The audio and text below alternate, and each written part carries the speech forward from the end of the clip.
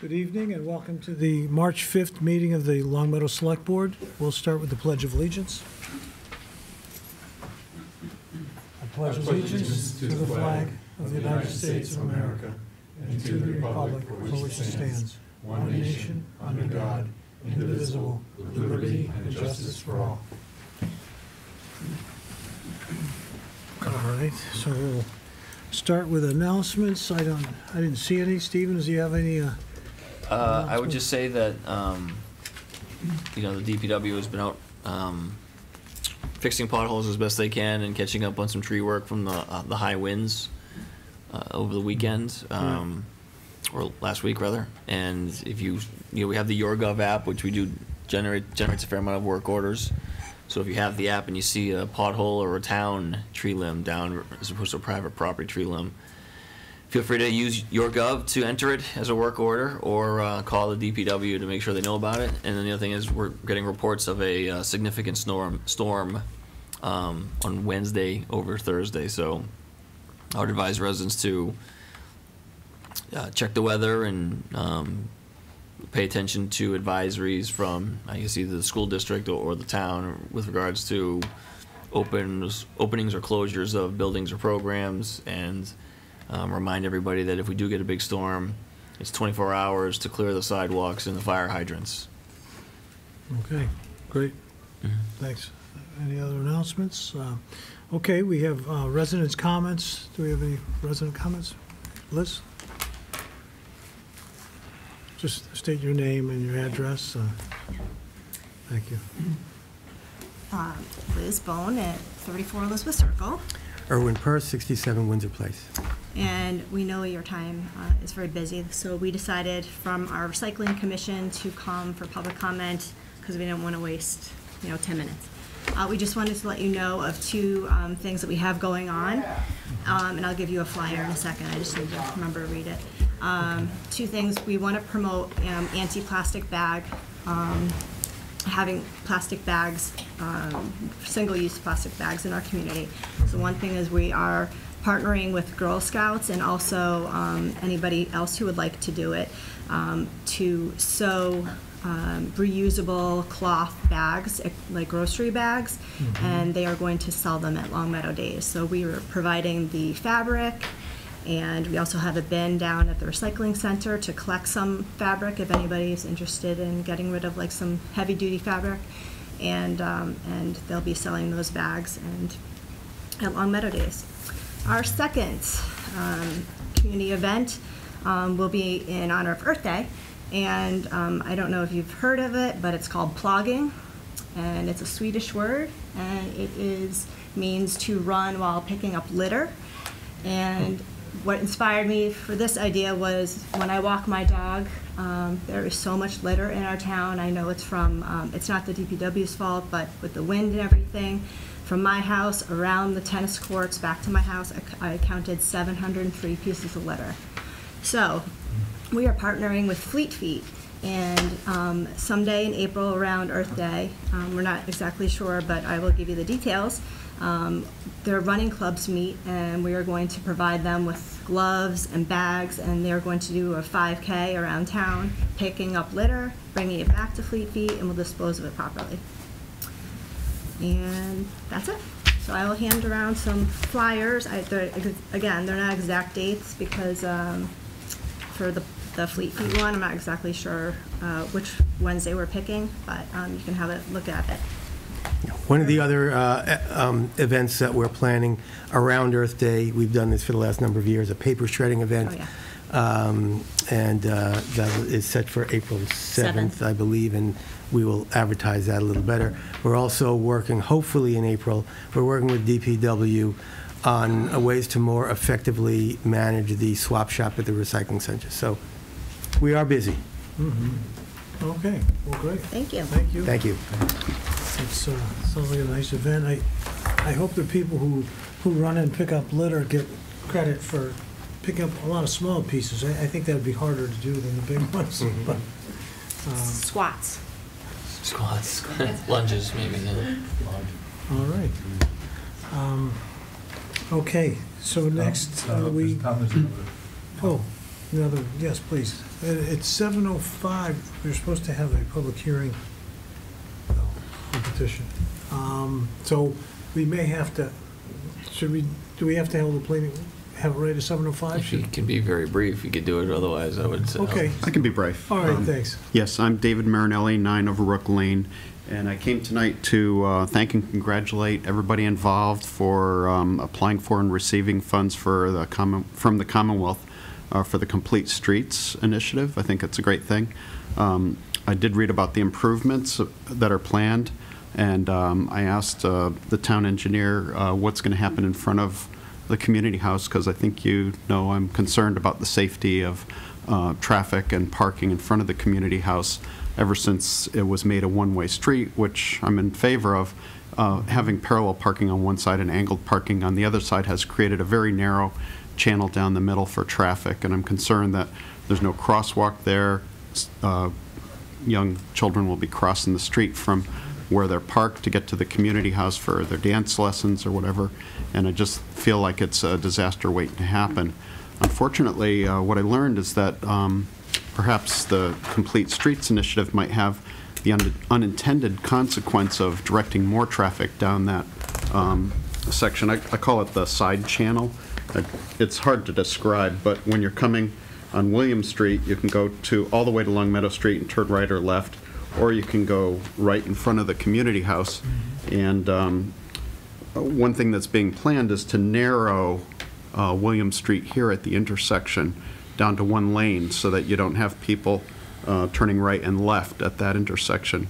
And with no traffic light up here, since it was made a one-way street, there's pretty continuous traffic coming south on Long Meadow Street all the time, and it makes it hard for people to turn out and go south on Long Meadow Street. So people have been pulling up next to the cars that are turning left to go south in order to turn north, and there's been a backup here, and I think narrowing that, although it will increase the safety here, might cause more people to want to drive north in front of the community house in what I believe is a very narrow channel. And so I hope other options are being considered. I would like to know if there's sufficient funds available to study traffic flow there and consider moving the light from the north part of that triangle down to the intersection, because I think a traffic light there might help control the situation better than just narrowing it. And also, I wonder if we've ever considered removing the circular drive in front of the community house so that there wasn't that break in the available area for parking, so that angled parking could all be on the right and have no parking on the left. And then you wouldn't have the need for, a crosswalk and handicap parking being remote from the community house. So I appreciate you giving me the opportunity to voice my concerns. I've put them in writing before, but I thought it would be good to come and just, have you hear what I and some other residents of the town feel about the situation there. Okay, well, thanks for coming down. Thank you. And speaking up for other residents also, because some people don't feel comfortable speaking in public, so thanks for coming. It's not easy. Yeah, did a good job. All right, so we have a hearing that we are supposed to with Eversource, petition 4883, and are they here? Well, come on up and let's hear about your plans to put in some poles over at... Good evening. Michael Rosenberg, Senior Project Specialist with Eversource. Do you need my address? No. Okay. So this petition is for a road relocation project on Dwight Road.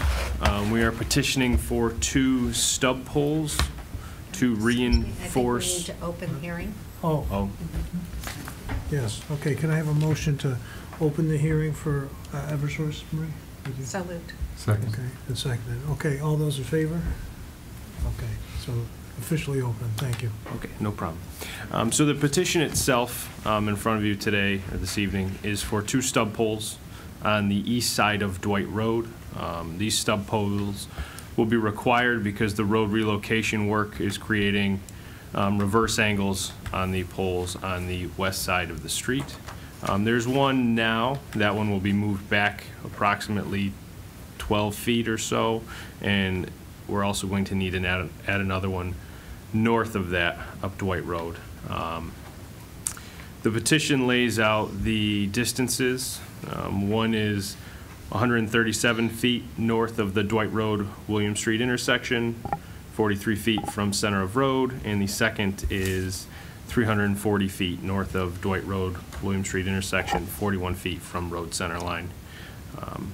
Like I said, these are to help facilitate the road relocation work. These are not the only pole changes required for this project. These are just the only pole relocations that Eversource has to do outside of our normal business. We'll be replacing 2 other poles, but they'll be within our 3 feet set, so they'll be set right beside the existing pole, so we don't generally petition for those.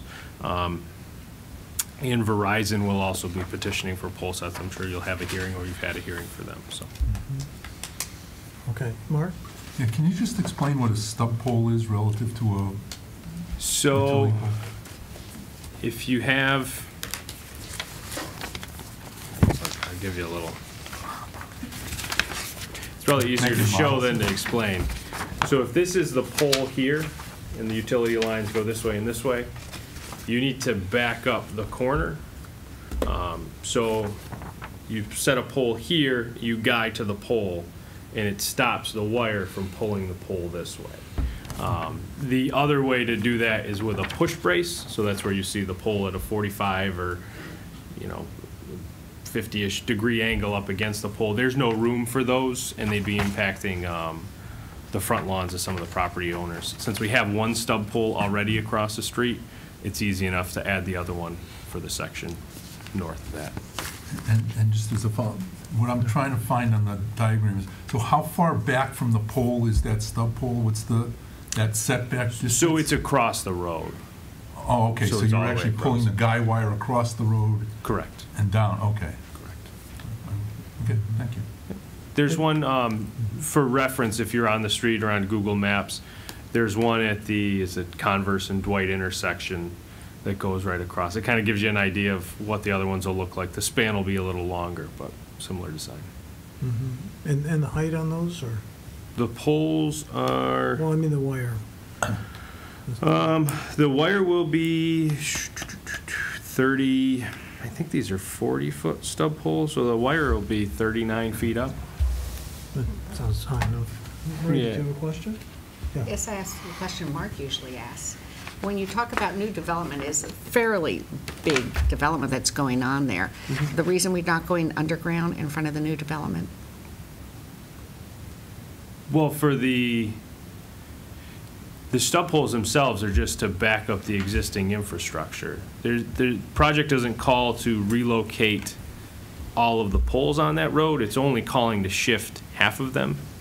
But because the half we're shifting, we need to add the stub pole across the road to back up that corner. There is already a 1-feeder circuit buried there, all the way up to the Converse Dwight intersection. Yeah, the Converse Dwight intersection. And then there's another feeder that's buried halfway between the William Street and Converse Street intersection, then rises up on one of the poles. Okay, and you're going up, is this going to be a traffic issue it's going to be a very busy intersection, and I was just wondering about accidents and things like that. Are you bringing them closer to the road, farther away from the road? Are they going to be across the road where all the trucks, we got a lot of trucks coming down from East Longmeadow? The poles, the stub poles themselves are going to be probably close to the same distance off the road as they are now. They'll be, I don't know if there's granite curbing going there, but there should be some curbing, sidewalk, and then there may be some even grass belt in between the pole and the road now. So it'll be about the same distance. The height of the guy wire is compliant with all traffic standards. It's above all of your traffic signal arms. Those are I think 22 feet, and then they rake up 3 or 4 feet, so there may be 28 feet at the tallest at the center of the road, but we're not even going to be near that with the guying, so. Okay, thank you. You're welcome. Okay, do we have any other questions? I know that our clerk has to read a proposal, right? Is that right? Huh? What? Our clerk doesn't have to read it? No? No. Oh, so, I don't know, all right, I thought I saw that in our You message. have to close the hearing, though. Yeah. Pardon? Close the hearing. Close the You have hearing? to close the Okay. hearing. So, okay, can we have a motion to close the hearing? Motion. Okay, seconded? Second. Second, okay. All those in favor? Okay. I'll move we approve the Eversource petition 4883 for the installation of stub poles on Dwight Road. Okay, we have a second? Okay, it's been second. Any further discussion? Okay, we'll call it a vote. All those in favor? Okay. All right, well, thank you for coming in, Michael. Thank you. Will there be some towns have signed copies that I get in the evening. Was there one that's sent for the petition? They're signing it now. Okay. And then I mail it tomorrow, it has to be certified by the council. Okay, perfect. Thank you. You're welcome. Thank you for your time.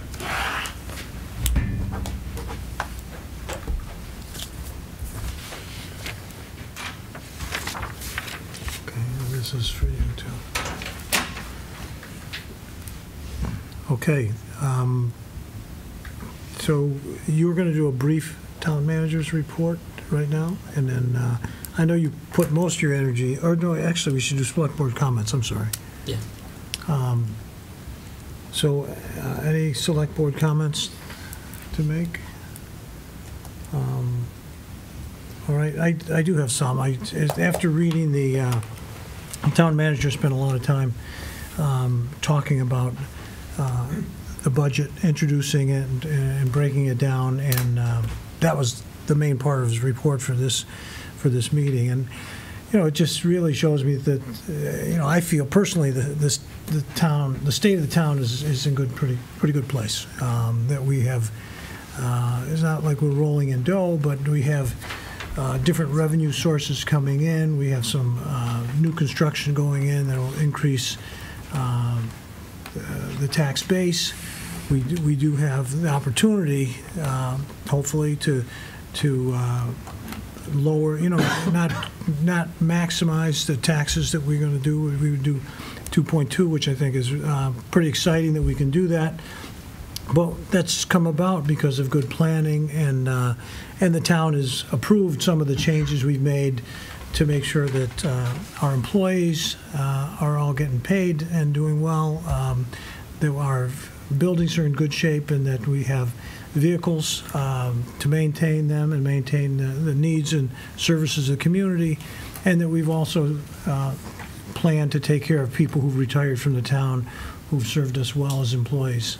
So after reading your report, Stephen, I felt pretty good, and so you will get a chance to talk about that.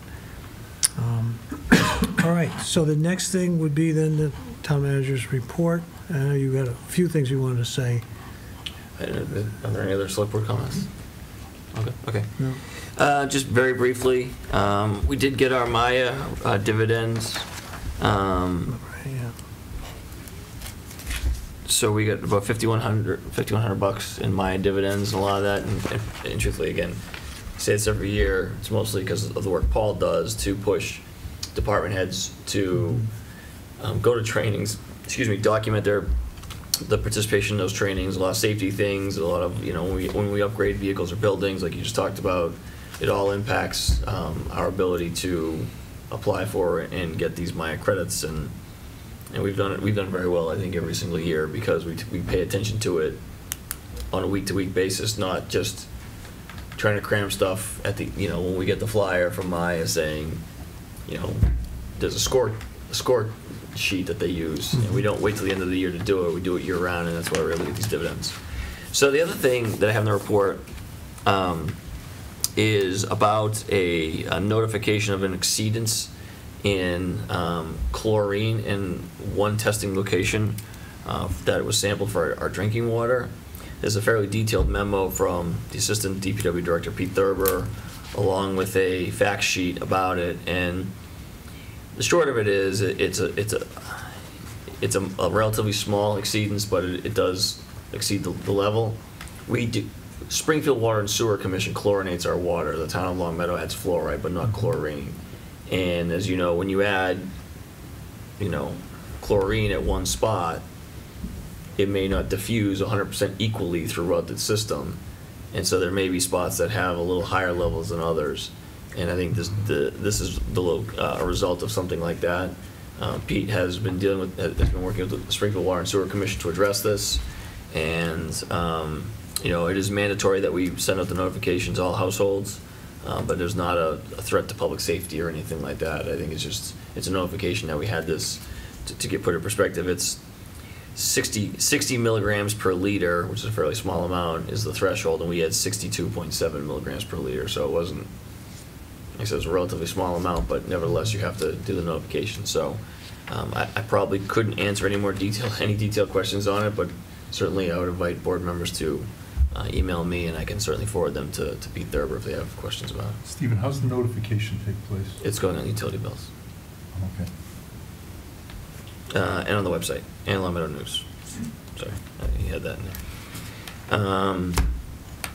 And like I said, the focus was, Marie had emailed a list of things that she wants updates on, and I certainly will be working on that for the 19th to give a more detailed report on a lot of the other. We do obviously have a lot of these percolating. A lot of that information will filter out during the discussion about the budget and the warrant, because a lot of updates are tied to potential warrant articles. And so it'll be kind of a rolling town manager's report on some of these projects as we go. But we do have a lot of things cooking right now. Okay. Does anyone have any questions for Tom and Marie? In regards to the Maya credits, I know it's $5,000, but you ever thought I'd like us to consider a policy of maybe when we get those credits that we invest it back into safety equipment or safety measures or training? Because I think there was discussion in the past on the board on how we really wish we could put more into training or safety issues, and there just hasn't been the resources for it. And it's almost like green communities. As we save money, we should be putting it back into green projects, and maybe as we save money on the safety, we can start putting it back into more safety measures in the budget for next year. So a little $5,000 every year could make a real difference. I was impressed when you came on as town manager that you started the safety group where they were meeting once a week or every other week on projects. And I'd like to see us be able to do more of that. And I know a lot of the times it's just resources. So this might be a flow of money we'll see every year. If we create a policy of it, then future select boards will say, well, this credit's coming in, and we can start putting it into safety issues or things that will help the health of our employees as we look at our increased health rates too. Mm-hmm. Good suggestion. All right. Okay, if there's no other questions, our old business is really just approval of the minutes, so I'd like to move to the new business. You want to just approve the minutes? Yes. Yeah, okay, then we'll just approve the minutes. Do I have a motion? Sure, I'll move. We approve the minutes of the February 20th. Any second? Second? Second. Okay. All those in favor of the minutes? All those abstaining? abstain. One abstention. Okay. So now we'll move on to our new business, and I believe we're starting with the capital planning presentation. So, Dr. Retz.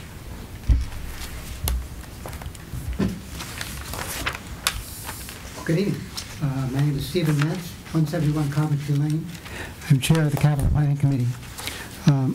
I have already forwarded a formal copy of our recommendations to the board, so I thought probably the best thing to do to speed things along is just give you a summary of what we recommend, and then let you ask some questions as you wish to. We've spent the last several months discussing the proposed budget as provided us by Mr. Crane. The total amount that would come from the general fund would be $2,650,000.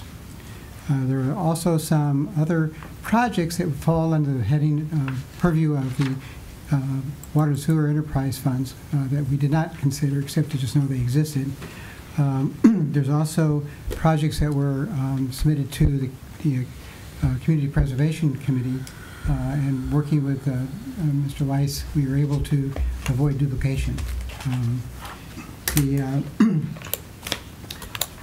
also spoke with several of the executives of the town, the CEO of the school committee, Mr. Mazza, the head of the DPW, Mr. Mazza, and Mr. Crane, and the fire chief, to get input for our thoughts, as well as evaluating very carefully the actual projects that were provided us.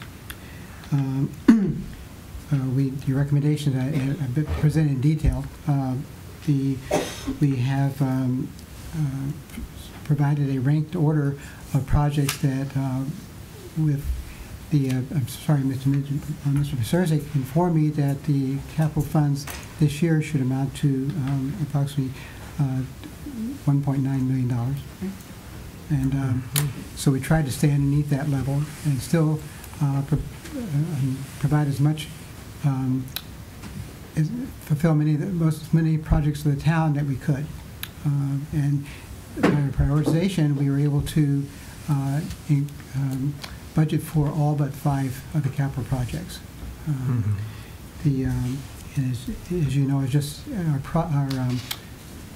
policy is to rank these proposals in 4 categories. One mandated by the governing bodies, state and local. Projects that involve safety improvement, projects that improve the efficiency of the town operations, and if there's any money left over, to projects that improve the aesthetics of the town. Unfortunately, we didn't get down to any of those because the money provided. Anyway, we've recommended projects at a total of $1.9 million, which is a little over the capital funds that we've talked about.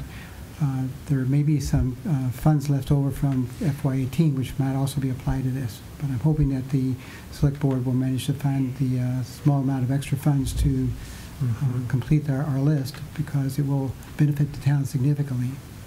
I did want to make some comments about the projects that we felt were not as important or did not have the same priority as the ones we did recommend. One of them is the surveillance camera project, which is apparently going to be a multi-year process to provide surveillance cameras in the town and in the schools. We didn't receive any further discussion, any further information about the details of that project, and we thought it'd be best to wait until we did get more definitive description of that project. The DPW has asked for several pieces of mechanized equipment, and we did the best we could to include all those, but unfortunately one of them, the sidewalk snowplow, caused us to exceed our budget. I talked with Mr. Mazza, and he says that the rank order that we gave his equipment was the best that we thought we could do. So he knows about that. One of the problems we had mostly is with a very important project, but also very expensive, and that's the Morningside Drive Culvert project. The cost of that would be about 1/3 of our capital budget, and we felt that if we accepted that, it would make it very near impossible to satisfy most of the town's requests.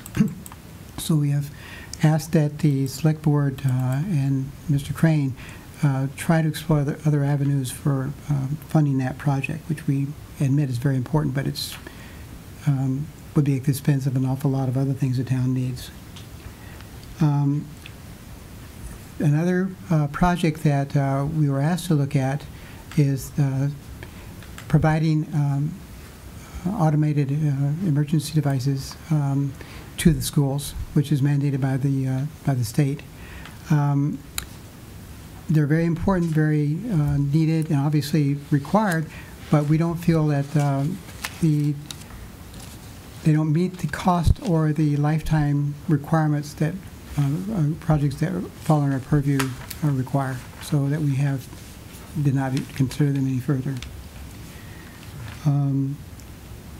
One of the things I did want to add to the recommendations is that we have, for a couple of years now, under the suggestion of the Select Board, been working to develop a working arrangement with the town manager and the DPW to provide a quarterly update on the progress of the projects, the physical progress, and we're not talking about the financial progress, so that we can fulfill our obligation to the Select Board to keep the board apprised of the current status of the projects and any hurdles to the completion of them. So I think that process is proceeding, and we hope to get a working, ongoing process in the works very soon. I want to thank very much all the town personnel who've been so helpful to us in determining the information we needed and to helping us formulate our recommendations. So, thank you. Okay. All right. Well, thank you. Do we have any questions from the board? Marie? When you were going over the vehicles that you were purchasing, did you have the fleet plan with you, or did the DPW go over the fleet plan with you and where they fit in? I have to admit that I have seen that plan so many times in the past. But yes, I did discuss it with Mr. Mazza, and it complies with the plan. It does. Okay. Thank you. Mm-hmm. Okay. Any other questions? Maurice? Oh, Yeah, I you have have more. I'm I have sorry. another question. That's all right. It actually might go to Stephen. The Community House Road, is that actually the road that the gentleman was just speaking about, the one that's just in front? Mm-hmm. And do we have, it's an ongoing plan, so we don't have a final design on it? We do have a design. I think I distributed to the board some months ago, but it's the plan to kind of finalize the northern edge of that, where the lights are now. Mm-hmm. What he Tighten was that up, talking narrow about. it down, have it turn more towards a perpendicular angle towards Long Meadow Street, and then remove the traffic signals, and then kind of make the parking arrangement more permanent. Let's see, the other question I had, so the Morningside Drive culvert, it's the sinkhole. Mhm. What does that involve? So that is actually, and that's what made my initial development of the capital plan kind of a struggle. And actually, Paul suggested it may be of a scale that needs to be bonded because you really wouldn't be able to do very much else for the year. But that was the top priority for the DPW and for the town. If you recall the Crestview Circle project a couple years ago on my street, where there was a collapsing culvert, I don't know if you ever went out to the site, but it was an enormous excavation and cut in the road and a challenge on a one way in, one way out street to keep traffic open. It's just like that, except deeper and more complex. So, but it's the exact same scenario. The steel culvert that's in the dingle is rotted. It's undersized, and it's in danger of collapse, which would have big impacts for the utility lines that run through the road. And so, like I said, it's the exact same project, just more complicated and a deeper excavation. And have we ever put those projects in capital before? Those big Crestview, I road believe, projects? was bonded separately. It was bonded separately. Yes, that's true. And you said refinishing the floor of the fire department? That's an odd thing. The fire department trucks have all kinds of toxic chemicals that they spill on the floor.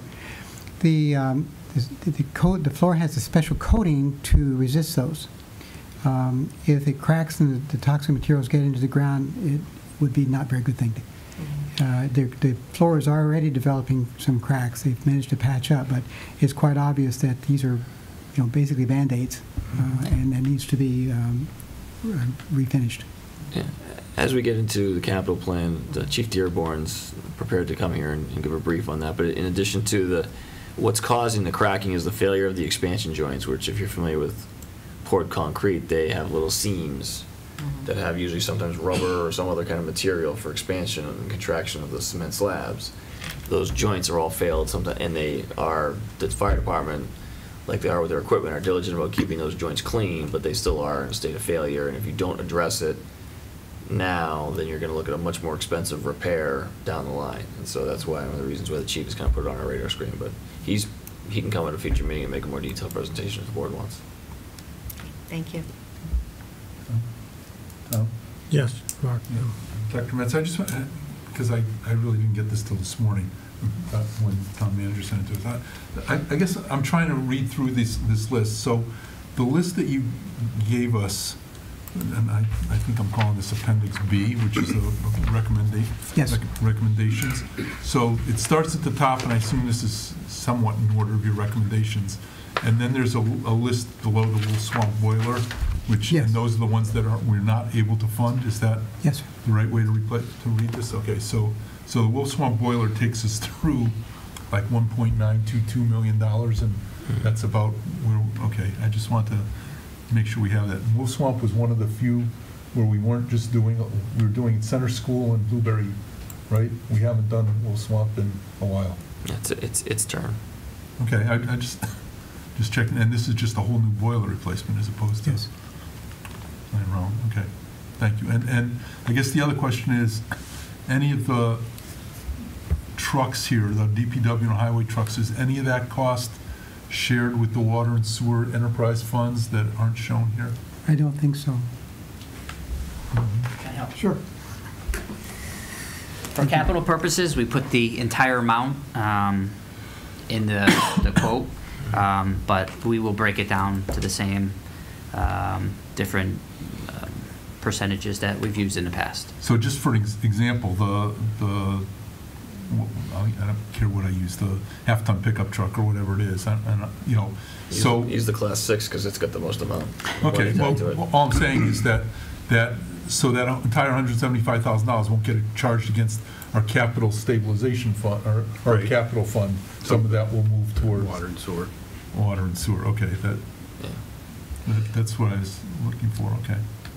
And, So that's taken into account when you've got the $1.9 million, so the actual amount we're spending out of the capital. It's going to be a little bit less than this when we Right. have the breakdown. What I can do is, I can do it in a spreadsheet with the, Yeah, with the- which with you the do every sources. year. Okay, I just wanted to check that, thank you. Okay. Mhm. Okay, any other questions? Well, Marie? Yeah. While you're here, Sure. is there a reason that you didn't lease any trucks this year and you went for purchasing? Because we've tried that pilot project of the leasing. We leased two. I'm sorry, we leased one. We were able to buy one. I don't know if you remember, probably in October, Yeah. I was in front of you guys, and you were gracious enough to give me some money to buy one, so I was able to just lease one. So we did lease one. No, I'm talking about this upcoming plan. They're all purchased. There's no, are you doing any leases in the upcoming? Yes, I believe there's two Oh, there are, for okay. next year's budget, All right. in We- addition we to don't- these. We don't consider lease as part Right, of our I just process. thought If you look maybe at the they were all operating purchased. budget, the leases would be in there. Will be in there. Okay, thank you. You're welcome. Yeah, and Yeah. Mario, the question for you is, the Class 6 dump truck we're buying, that replaces one from how old? I don't have the system in front of me, but I assume it's old. Yeah, I apologize, I don't have that number, but it's like probably 2008. I think I sent a Google link early on when I submitted the plan of capital, a Google Drive link with to all the electronic files. So the application they submitted does have the pictures of the vehicle that's being replaced. You guys should have got that link. Yeah, I probably did. Okay. I have it, Mark, I can get it for you. That's fine. Yeah, as part of our evaluation, we did look at all that information, and the trucks very definitely have senior useful life. Okay. Okay, yes. If I don't want to jump in on questions, but I just want to say I want to thank Dr. Metz and the rest of the committee for their effort on this, and as well as the department team, especially Mario and Jeff McGallman from DPW and Chief Dearborn. For a variety of reasons, scheduling conflicts, I was not able to attend very many of the capital planning committee meetings, which meant that they got better information and the meetings were shorter. So I want to thank my colleagues for picking me up on that and helping through the process, and for the work that went into it. In schools too. Yes. One other comment I failed to make is that Mr. Crane and Mr. Mazza and I spent some time before the submission of the budget working on a much more streamlined budget submission process, which made our life much easier. So thank you guys very much. Yeah, and not since we're throwing bouquets back and forth. One of the things that he talks about in his report is that we did not sit down. I don't. If we did, it was a while ago, but we didn't get to sit down with Steve Weiss, chair of the CPA. But there was a lot of collaboration, and so I think what we saw this year is one of the reasons why I think the process was a little more efficient, was a lot of the changes we've made to the tweaks we've made to the capital planning process. I think it really, this is their sort of second or third year of implementation, so I think that worked pretty well. And there weren't overlaps this year, and I think there was good communication. And obviously, I'm going to echo Dr. Metz's sentiments in the beginning. We would love to fund everything, but it's a good list. I would just note that I think the pool refinishing was one of the top priorities for the schools, and if funds allowed, I'll probably recommend to the board that we try and pull that one back into the plan if we can. Okay. And can I just confirm that the AED is considered not capital because it doesn't have a shelf life or an expected life of 10 years? Is that the idea? This thing's only really cost $1,100. I know the quote is much more than that, but they don't. Yeah, And the quote is a whole lot more than that. But and also the lifespan is, I think, about 6 years. Because they're limited by I think batteries. the quote is what was throwing me for a loop here. And since that was a part of the original, when I turn information over to the capital planning committee, I give them everything. I give them absolutely everything, and then I give them my recommendations so they know the full story before they see what I'm recommending. During our own internal process, the fire chief did work with the school department on kind of drilling down into that request and what was needed. They've got some grants that they're working on for similar devices, and then there are some protocols that need to be developed. Where are these going to be deployed? Who's going to be responsible for maintaining them? Who's going to have access to them? So these are all issues that we're going to continue to work with the schools on. But I do think we are working together to make sure the AEDs are deployed, but not necessarily through the capital plan. One more. Yes. So this year we've got in the capital plan pavement preservation, sidewalk construction, and guardrail replacements. And the numbers are eerily similar to last year's numbers. So I guess my question is, are they based on actual projects, or are they based on, let's see how much we get out of the select board and we'll start at the top of our list and move down? Well, they are actual projects. We gave them a 5-year list of streets that we'd like to do. That's what we got. We got the same thing. And so it's our intent to do, the 2019 projects in 2019. Does it fit perfectly with the number we requested? No, there'll probably have to be some that come off of it, but we could spend $5 million if you gave it to me. Or $25 million. Yeah, exactly. That was the purpose of my question. Okay. Thank you. Yep. Okay. I guess if there's no further questions, we just thank you for all the work preparing this list for us to evaluate, and have a good evening. Thank you all very much. All right. I have a question actually for the town manager. And that's what one of the things I'm concerned about is the project development and project reserve. I know we've been talking in the past about having a lot of extra money in there so you can be ahead of your projects and have them tip prepared. And engineering, are we rolling back the amounts we're giving, or is that going to be sufficient for you? We've carried the same amount each year. 35,000 combined has been a pretty standard amount, and I think it's been sufficient to do what we need to do. Usually that's enough to get you to a point through either a preliminary design or a feasibility study or whatever, depending on the project, to get you to know what you're going to need to do like the real work of it.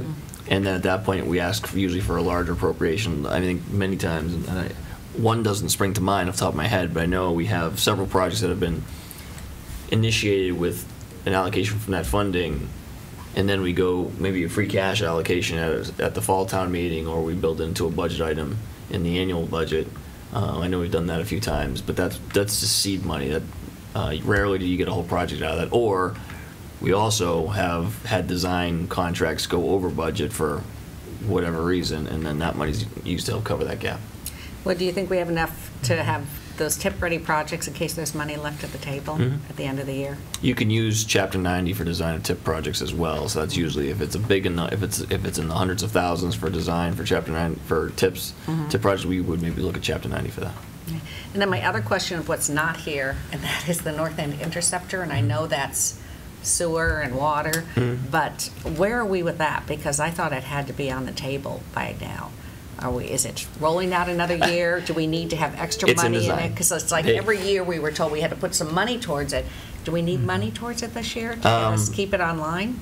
They are working on the design. Okay. And I know they're looking at a variety of options. In fact, Myra just left on me. They are. We have a consultant that's working with us, and they are looking at a variety of options for that. As you know, it's a complicated project, and so they're, the costs can swing large. Access to the pipe is a big problem. So they are kind of sorting through some of that stuff. So you don't need more money for it this year? No, if we did, we'd be asking for it. Okay. Not for this year. I mean, eventually it's going to be a bonded project anyway. We have sufficient funds to do the design work we need to do. It's just it's a complicated design. Okay. So do you think it's going to be on board for next year or the year after? Where do you think it is on the I don't schedule? know. I can't really predict. I would think maybe next year. I know they are working on it, but I don't know what barriers they're going to encounter that'll add more complexity to it. And then one last question. The Long Meadow High School pool, what happened? I thought we had put all this extra money in at the building. What's the refinishing for? So the pool, and this is a little before my time, but when they did the project, they spent a bunch of extra money on the drainage and the tile work. Right. And then they had some free labor come in and paint the pool. And under the heading of you get what you pay for, the paint job failed, and now Paint Flex and things like that, clog the filters and, make it so the pool it will shorten the lifespan of the equipment that runs the pool. The filters, the vacuums, the things like that. So it's been determined that you really need to sandblast off the paint and start from scratch. And so it's not a maintenance paint job. It's a capital refinishing job that we hope will have a long lifespan. And I guess it's a lesson learned on pool painting. How many years is it? I can't remember when we opened the high school. Is it Not 5 even. years? Not even. 5 years, wow. I think that was, maybe no more than 5 years. Yeah. So it's just, like I said, lesson learned, and we just have to make it right. Wow, okay, thank you. Okay. Any other questions? Nope. All right. Well, I would think next, Stephen, would you have the school board do their presentation, or do you want to? Well, I'll just do a brief introduction. Okay. Since it's my turn. It is your turn. Well, I was getting pushed off on the agenda. So I just briefly want to introduce for the board's consideration the FY19 town manager recommended budget. You have the budget message and some spreadsheets in front of you. As you know, our actual budget document is a fairly substantial narrative with pictures and goals and accomplishments and things like that, and organizational charts. The GFOA budget is what we call it, the award-winning GFOA budget. That is in development as we speak. Paul's team in the finance department is plugging in the narrative received from departments, which they did submit with their budget submissions. But usually at this stage of the game, we just want to focus on the numbers and the basics, and then we will have that draft ready for town meeting voters, before the annual town meeting. So when I sent out and before I turn it over to Superintendent O'Shea, who is here to present the school department's budget, I just want to note that a couple of items that should stand out to the board as we move forward. And I know we're going to have some special meetings next week to really get into the nitty-gritty of this, but we had a joint meeting. The chair of the Finance Committee was there, and he presented a request on behalf of the Finance Committee that we increase the levy only 2.3% versus the standard 2.5% that we usually increase the levy by. The school department approved their budget. We received it. I do want to commend the superintendent and the school committee for coming in with a budget that is responsible and fits within the parameters of the budget that we were beginning to construct. And again, I think at this point it goes without saying that Paul Pasturzik really deserves a lion's share of credit for developing the document and keeping track of the many small and large changes that get made to the budget as we develop it over time. So we were able to accomplish the 2.3% goal for a tax increase with just a couple of caveats. The first is we were able to basically incorporate the school committee's approved budget into the town manager's budget and hold that 2.3 number. The one thing to keep it, though, is that we have proposed, I would call them minor modifications to both the capital funding policy and the OPEB funding policy that you have in the packet as well. And I think that when we get into the budget in greater detail, we'll explain the justification or the rationale, if you will, for those recommended changes. We're still talking relatively small amounts of money, but there aren't really, and this is really, relatively speaking, a status quo budget. If there's one, a couple of big changes, maybe we are carrying funds, obviously, for some collective bargaining agreements that are coming up, and we did increase some of the expense line items for the DPW. One is valve, a $50,000 line item for valve replacements, and it's kind of an on-demand basis, so it's not a capital item because they're all over they're in every building, they're all over the place, and they want to have the ability to just have the money to buy them and swap them out and have a stockpile. And then the other thing that's been incorporated into here is the stormwater utility fee that was approved at town meeting and then by the board. So, like I said, I think this is a good budget. I think it obviously maintains our level of service, which I'm proud of, and it accomplishes some goals. And the other thing is we should thank the governor for being in an election year, because the state aid numbers are very good. And we did have some conversation when the state governor's numbers came out. I used the Alan Greenspan phraseology of irrational exuberance as to whether or not the governor's numbers would survive the legislature. But presenting the town manager's budget always includes the governor's numbers as the assumption for state aid. And we just decided to not deviate from that circumstance just because the numbers seemed higher than normal. And we hope the legislature approves them, we hope the revenues are there, and we get that state aid. So those are really the kind of overarching themes for the budget. Like I said, as we progress on the discussion, we'll get into the greater details, but for now, if the board would, with your permission, I would turn it over to the superintendent. Please do. Superintendent. Good evening. Please join us. I'm just going to steal the clicker there. Pull up a couple of slides. All right.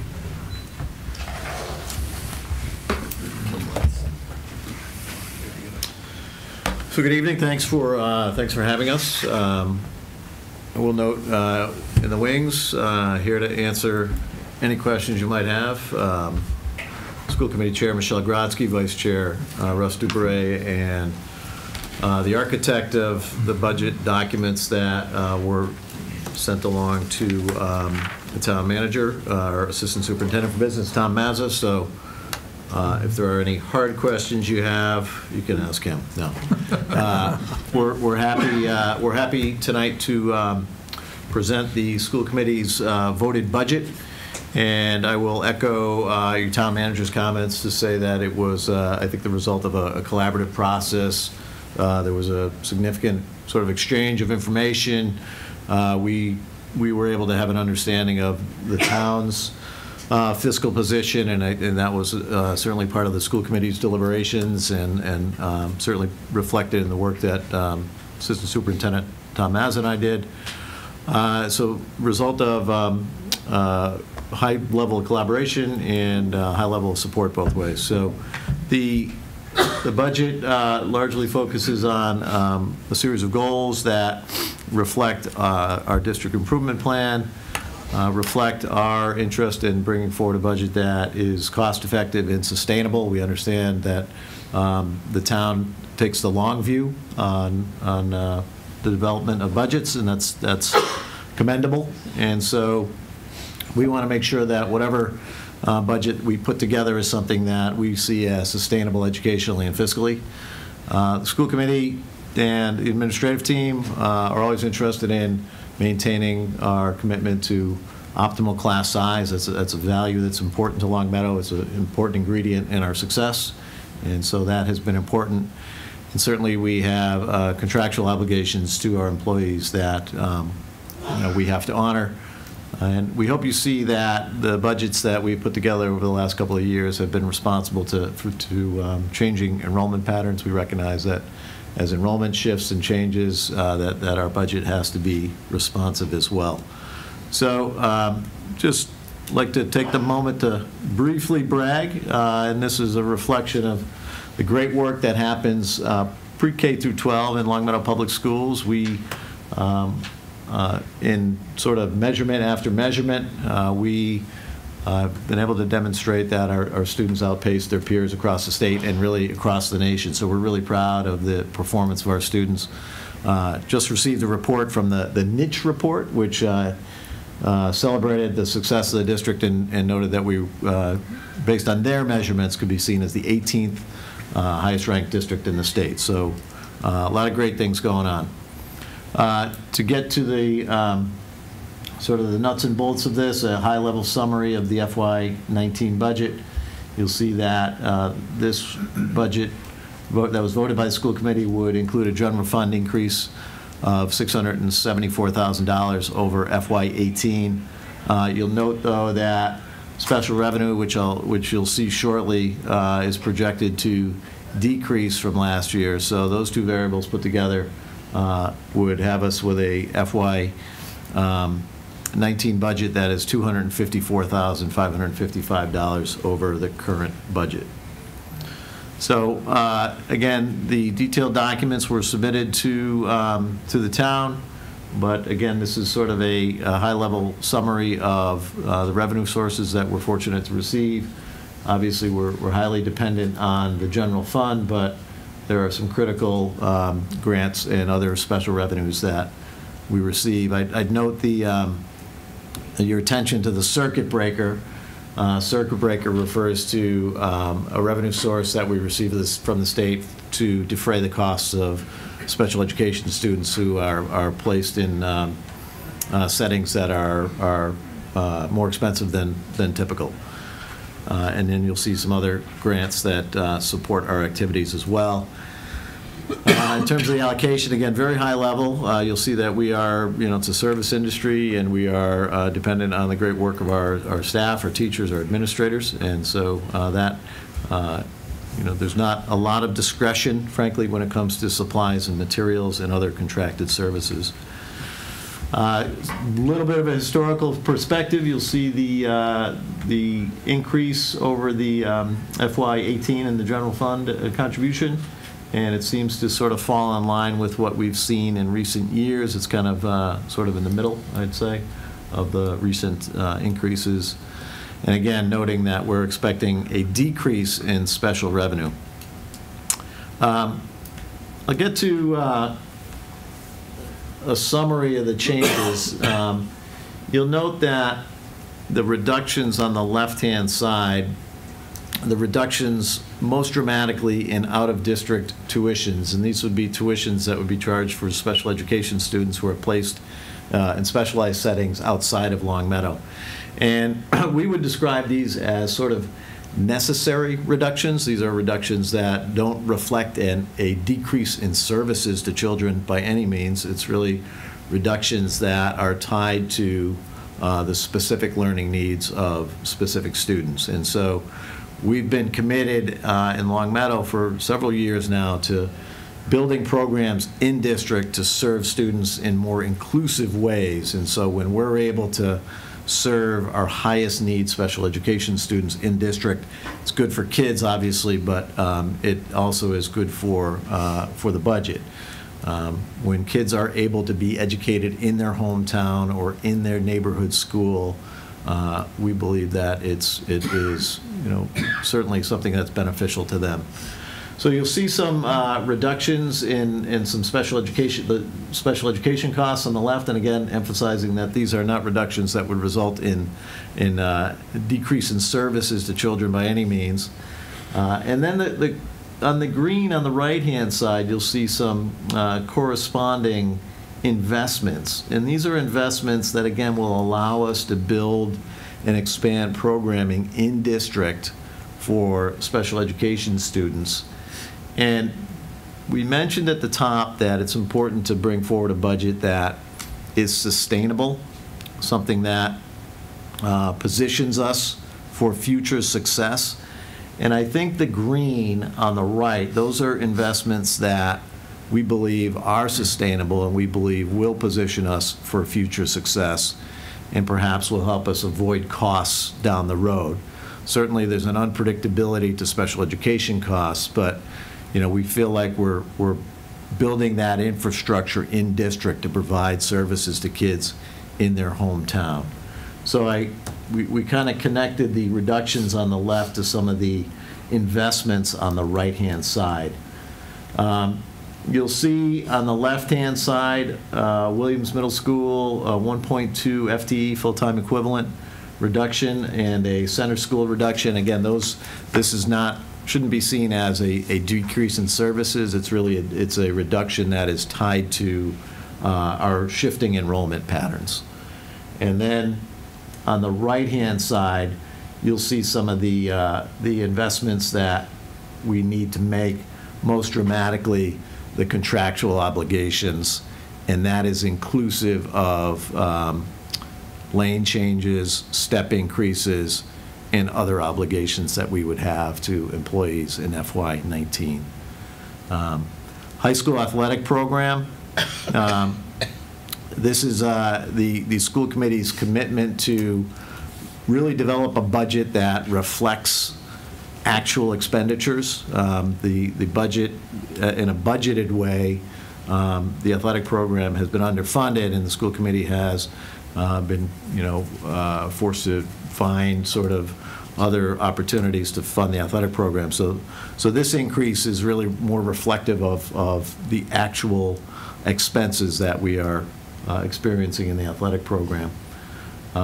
Consumable supplies, that's a modest increase, and it's really a reflection of trying to ensure that we are making reasonable requests of our parents who are so generous, but we want to be reasonable in the requests that we make of them for classroom supplies. And so that's an investment that we believe will kind of create a more sustainable arrangement for the supplies that we need in our classrooms. So that's again a high-level summary of the changes that we are expecting in FY19. We can certainly come back to that. This slide, which you saw in your packet, I won't go over it, but again, it reflects what we just talked about, and that is that sort of the big story of this budget is that I think it's a significant investment in inclusive programming by sort of strengthening our capacity to educate children in district, in their hometown, in their home school. And it really is reflective of certainly the district improvement plan that we have been very purposeful about developing this year. Some enrollment numbers that are in your packet. I don't think we need to dwell on this, but these were, again, we wanted to ensure that the community understood that this budget would help us maintain the class sizes that we have been accustomed to here in Long Meadow. So certainly, if you have any questions on any of these numbers, I'm happy to come back to these slides, but I don't think that we need to dwell too long on those. And then again, at the middle school, we're projecting that this budget will sustain the types of numbers that we've seen in recent years with regard to class size. So once again, the budget summary, that was the slide you saw earlier. But I think one of the things that our sense is that you may be interested in, being forward-thinking and what's around the bend fiscally for the district, and what are some of the things that are on our minds. And I think this is even reflective of some of the conversations that have been held between the school committee and the select board. So we recognize that, you know, when we look into the crystal ball, FY20 and beyond, we realize that some revenue challenges are lurking. We've been talking more and more in the schools about the adequacy of Chapter 70. So Chapter 70 is the main source of public school aid provided by the state of Massachusetts. It's based on what the state believes is sort of a formula for establishing an adequate amount of funding. And I guess I'd say to you that Chapter 70 has largely been stagnant. There was as Town Manager Crane mentioned earlier, there was an increase in the governor's budget in this, along with other sources of general aid. But largely it's been stagnant. In fact, I was looking at some of the Chapter 70 aid figures for the town of Long Meadow, and if you went back to FY10, fiscal year 10, it was $4.3 million the town of Long Meadow received in Chapter 70 aid. This year, FY18, I believe $4.6 million was budgeted for the town of Long Meadow. So really, it's sort of, I don't know, flatlined might be the right word, but it's been stagnant, and it really has not grown. It hasn't grown in ways that reflect the true cost of educating students in the state of Massachusetts. And I think it's something that, as the select board and the school committee talk about, you know, how to position themselves for success fiscally, I think it probably is worth looking at that Chapter 70 aid formula. Circuit breaker funding, again, it's an important source of aid. It's been somewhat variable. The state is committed to funding 75% of our special education costs above a certain threshold, and we hope that the state remains committed to that 75% reimbursement rate in circuit breaker. But I think it's something that, as a select board, as a school committee, as superintendent, as a town manager, that we all ought to be kind of paying attention to that, to the adequacy and the stability of circuit breaker funding. The tax levy, we're certainly aware of the pressures that the town is facing. That's been an important part of the school committee's conversations as we develop the FY19 budget. The cost pressures, again, relate to annual contractual obligations, the unpredictability of special education services.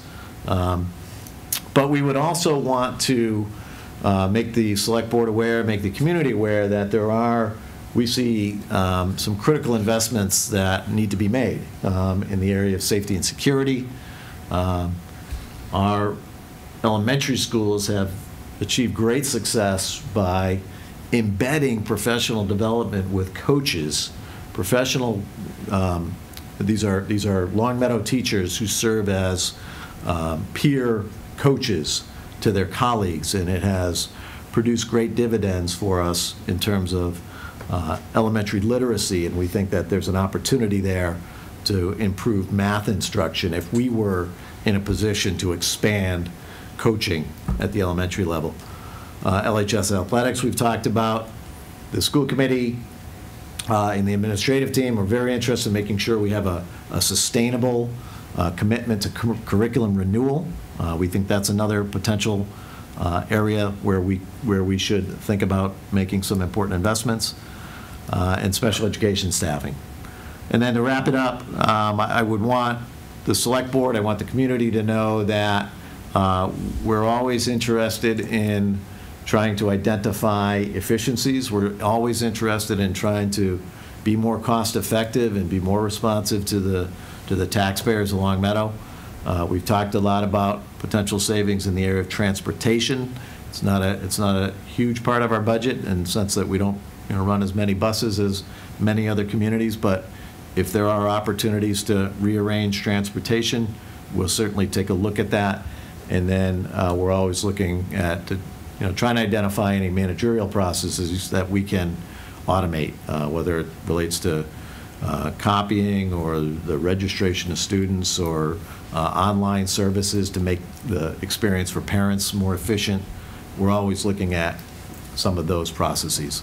So that last slide, I thought, it maybe is, as the FY19 budget settles in, it's probably already worth us thinking about what is lurking or what's in the crystal ball fiscally for the district. So thanks for your support. Thanks for the assistance of Town Manager Crane, Paul Pasterzik. We always feel like it's the level of information that exchange is very high level. It's very productive, and so we appreciate all the support that they provided throughout the budget season. So, Okay. thanks for your time, and we're happy to answer any questions you might have. I think there'll be a few. So, Mark? Yeah, Dr. O'Shea, thank you. I appreciate this, and I'm going to start out by just a comment that says that this is the second year in a row that I've seen a school committee budget that's just amazing. That it's tight, it's in keeping with everything the town wants in terms of services, but fiscal responsibility, and however you did it, you're doing a great job. So my great thanks to the school department and to the school committee for a great job. I just have a few quick questions, and the first one is, after Stephen Crane's exuberance comment about the governor's budget, do you have any greater feeling about your other revenue list numbers there in terms of how good they are compared to what we're putting down for state revenue for the general fund? Yeah, I think maybe Tom could perhaps talk to some of the grant assumptions, but I think the circuit breaker assumption, we think is based on what we've seen in recent years, and some of the other grant projections that we have are based on recent patterns. I don't know if there's anything to. And as Tom's making his way up, I would say that we're fortunate to bring to you a budget that works within the parameters that the town has set.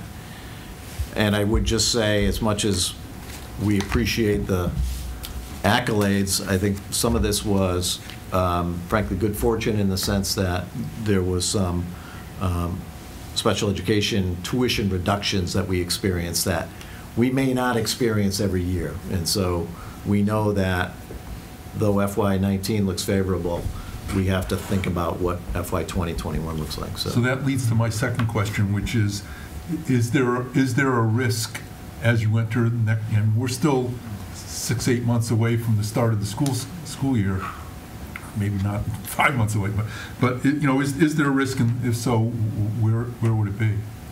In terms of the projections? Right. I mean, you don't, theoretically, we don't know how many kids are actually going to show up for school next year. Right. Pretty good shape, but not. Yeah. You want to comment on some of the projections? Yeah, I mean, I think special tuitions is always an area we don't know. When students move in, and if they come in with specific needs, we try to accommodate them in district, but that's not always possible. We also have, I think, some classes that we have what we would call, I guess, a watch list, where we're monitoring enrollment. But over the course of the summer, we always see some new registrations, and so we monitor that closely, which might call to add a section that is not planned for in the budget. So I would say those are the two biggest risk factors. In terms of your previous question in regards to the revenues, circuit breaker is probably the one that I would say I have the least confidence in. Most of our other grants are entitlement grants, so they're pretty consistent in terms of the award. The dollar amounts fluctuate, usually a small amount, but nothing of a large magnitude that would be significant or have an impact on the services that they support. Thanks. I just have one last question, and it's more a comment because it's something I hear. I'm sure the school committee hears this a lot too from parents, which is participation fees. Is there any discussion about participation fees or the potential of reviewing participation fees? The quote we hear is, "I pay fill in the blank in taxes. How come I also have to pay fill in the blank for my child to participate in whatever?" Yeah, there's been plenty of discussion. I'd say it's in progress right now, that discussion, and even at the most recent school committee, there was a review of the athletic fees. I think those are the fees that sort of we're most dependent on, and perhaps get the most attention in the community. I'd say right now, my best sense of that is that the committee's interested in kind of making sure that the fees reflect the participation rates and the costs of running individual programs. So I think my sense is that there'll be some adjustment to the fees, but we recognize that if the fees were to be decreased in any significant way, that it would probably affect the experience for our student athletes.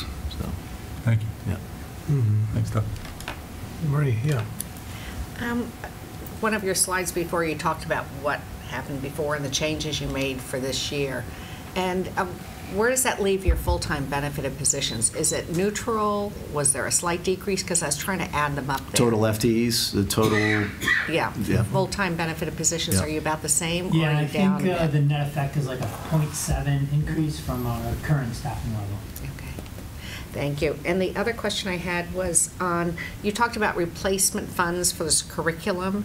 I know a couple of years back, we talked about technology replacement. Is there a fund, technology replacement fund in your side of the budget, or is that all just being left for capital? There's no fund being established? There is not a line item that has some funds available for either, I mean, there is funds, it's paying for the annual lease of our teacher computers that we just entered into for this fiscal year. But in terms of the large-scale replacement of student devices, there is not a current mechanism for a funding source. And that's going to be, how many more years do we have before all those iPads have to be replaced? Because it was about 3 or 5 years ago. They're still unpacking them, is that it? We did make, there was an investment that we made in this current year, in the FY18 budget, to replace aging student devices and staff devices, which were 6, 7 years old. And so, I think we're well positioned for the foreseeable future in terms of significant needs relating to student devices or staff devices. But it is something that I think we'll all have to come to terms with, in 3 or 4 years probably. Because I know we do the fire engine fund, and you're doing something for the written materials curriculum, and we had talked about it several years ago, but I don't think we ever came to a joint decision on how we were going to handle it. I think it was like $150,000. Was it like 5 or 6 years ago that we had? Okay. All right, so that's still out there. And then my last question was, I was very interested in you saying what the potential things, additions in the future and investment, and that was safety issues and safety plan. Is there a program that you're starting to put together on where you would like the investments, or is that just in general you're looking at that's where they are in the future? I think thinking comprehensively, certainly our first go-to it relates to counseling supports and making sure that we're creating learning climates where kids feel valued and connected. And so, when I think about important safety investments, I often think about the investments that we've recently made in social workers and school adjustment counselors, but there's probably room for growth there as well. And then, certainly in terms of equipment, we talked earlier about the importance of cameras, surveillance equipment, making sure that we have secure entries and that our lobbies allow for us to buzz in visitors safely and securely. Any other? Yeah. I also want to emphasize thank you. I think it's been a really great year of cooperation, and it's really difficult to stay under the 2.5. And as you know, with the ceiling coming along, all the work that you've all done and your staff has done is very much appreciated. Thank you. Thank you. Yeah. Thanks so much. Absolutely. Any other questions or comments? No, I was going to make a comment.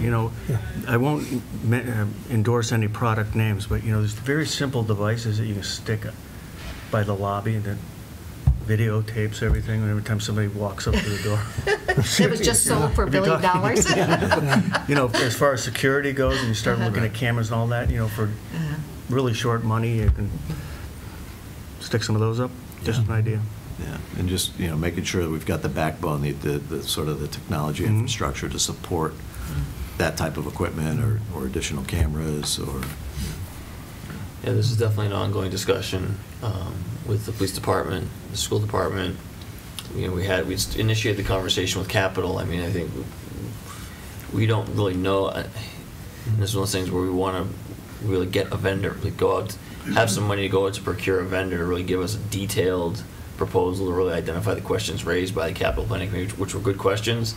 But as you guys know, especially the ones who've been on the board a while, getting vendor information when they're not guaranteed some, you know, contracted payoff can sometimes be a challenge. And so that's why we kind of wanted to get started the way we did. But we understand the Capital Planning Committee's concerns, and we'll, you know, put more effort into getting more details on that. But this is, and I would say, an ongoing effort. I want to convey to the folks, or to the board, to the school committee, and the people at home, that it's not something that started, you know, a couple of weeks ago. This has been an ongoing effort, certainly since I've been here.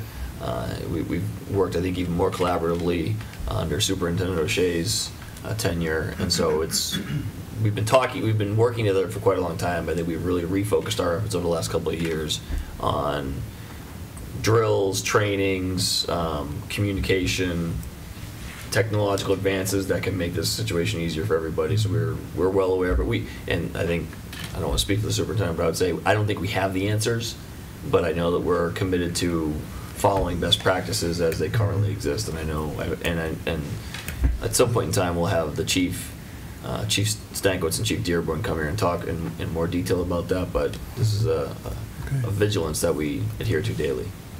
Okay. I also wanted to thank you guys, and thanks to Russ and Michelle who were here, because this, you know, is a great budget, and you know, you see, definitely you've thought out what's the best way to approach the challenge of educating young people in today's world. I mean, it's not easy, and your comments about, you know, safety and looking at individuals, you know,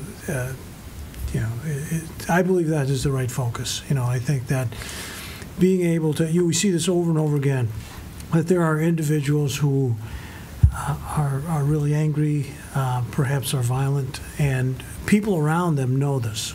And if you asked 3 people who were closest to any of these individuals who became dangerous in school, all 3 of them would agree that, yeah, someday this could happen with this individual. But those 3 people don't talk to anybody.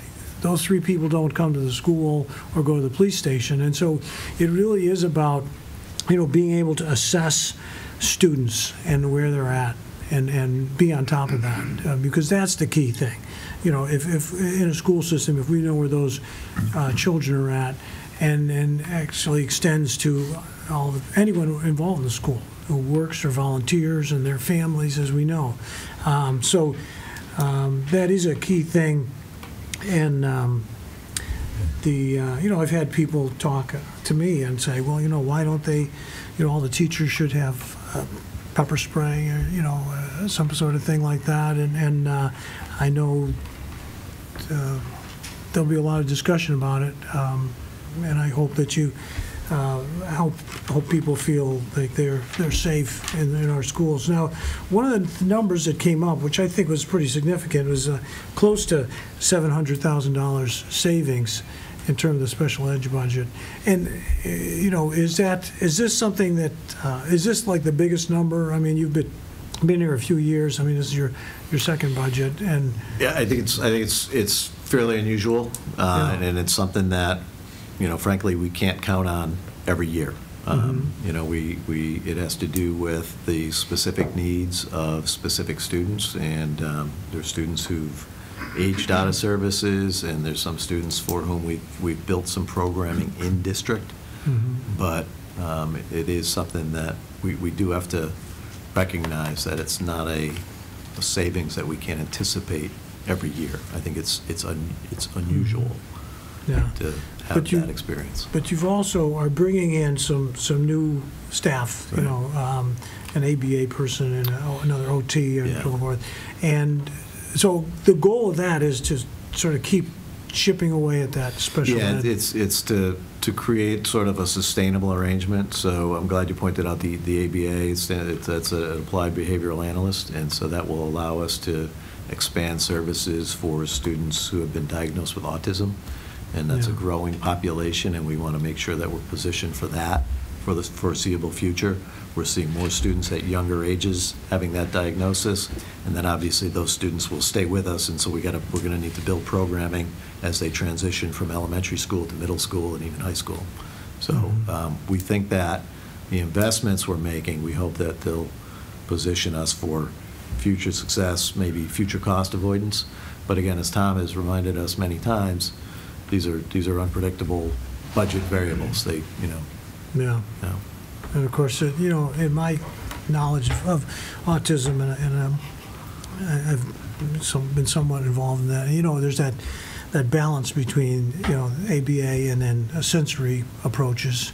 And so I see you have an OT, and I hope that maybe he can look at more sensory, maybe something like that, because it's one of these things where you say, oh, this is the greatest thing, it's got all this research, but then it doesn't work for everybody. Right, sort of a full range of services based on kids' unique needs. So I'm glad that the related therapists, the OTs and the PTs are an important part of that, of the support network that we have for students with those disabilities. So. Yeah. Okay, Mark. Yeah, just a couple of follow-ups, if I could, on the demographic slide that you had. Do we have any sense of, is there an age where families say, it's time to move to Longmeadow to get my kid into the school district? Because if you look at that, it's, our first, second, and third grades look like there's a steep decline, but maybe our history is a lot of people come into the district in fourth grade. Do we have any numbers on any of that? Not that I'm aware of. I would say that, our experience with building these types of inclusive programs is mirrored elsewhere. I think all districts understand the importance of having these types of programs for students who are challenged to learn or have behavioral challenges. So, when I get together with my superintendent colleagues, each one will say, well, we built such a great program that students want to move to my town to access those services. And then I'll say the same thing, and another superintendent will say the same thing. I'm really proud of the programs that we have, and I'm sure they are very attractive to the students who have those specific learning disabilities or specific needs. But we just want to do the right thing for kids, and we want to make sure that the supports are there so that they can make progress in the most inclusive ways possible. Well, you may have blown my last question out of the water, but my question was going to be, with potential changing demographics, at what point do we, or what point would we ever think about going back into what I'll call the school choice market, where we'd accept students in from other districts as frankly a revenue enhancer? Yeah, so we do receive school choice students. We have about 40 some odd school choice students currently. I think the idea there has been to be selective and be judicious about the number of school choice students we accept. I think there's a tipping point where if you start to accept too many school choice students, you start to increase your costs. So you want to accept choice students in ways that create negligible incremental costs, and I think that's been the approach of the administration and the school committee. But I think when you start to look at it as a revenue source, you have to balance that against the times where you might wind up increasing your costs. So you have to be very, very selective, very judicious about the number of choice students you take and at what grades you take them in. That's why you're on that side of the table and I'm on this side. Thanks. Yeah. But I would point out, too, that I know from other students that I've known when my kids were in school that were school choice, that it really does increase the diversity in our school. In this modern world, it's a pretty diverse community. And Longmeadow, no fault of on the people who live here, but, we have some diversity. But, students who are used to spending time in class with other students, of different economic situations and racial backgrounds and gender situations, it really opens their mind, and so that it won't be so closed. And so So I think that is one of the things that's been effective, too, about school choice, because we need to prepare our students for, I know when my son went to college, he was really close to choosing 2 different schools, and one school had no diversity, and the other school was very diverse. And I was glad he chose the one that was more diverse, because it really prepares him for the real world. Yeah. So, No doubt. yeah. Thank you very Steve? much. Yeah, just a final thing, because the superintendent did mention the collaboration, and I think, just to put a kind of capstone, because a lot of the themes we've been talking about, I think, kind of fit under this overall heading, and I want to go back to October, when we had the joint meeting and had the chairman of the finance committee, and we talked about the town's future fiscal restraints and our need to be aware of our tax rate issues, and you guys, in fact, formed a task force, a tax limit task force that includes the chair and the vice chair of the school committee who are here tonight. What I want to commend both the superintendent and the school committee on is that as their budget was developed, they did not shy away from that challenge while still maintaining a commitment to provide core services, and in some cases use the opportunity for somewhat unpredictable cost reductions to enhance services to kind of build that program.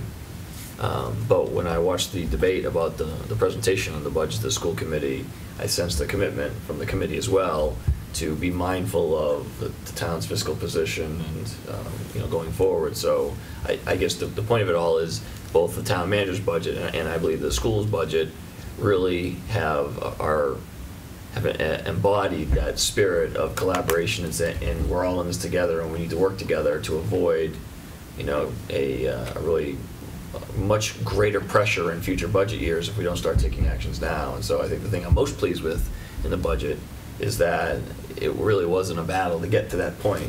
All the work that the committees have done at the elected official level have really gotten us to the point where this budget really reflects not only the sustaining the great level of services we have in all town departments, but also embraces that responsibility to think about the near future. So I did want to commend the school committee for that as well. All right. Okay. So, thank you. no further questions. Thank you very much. Appreciate it. Good job. Enjoy your night. Yeah, went very smoothly.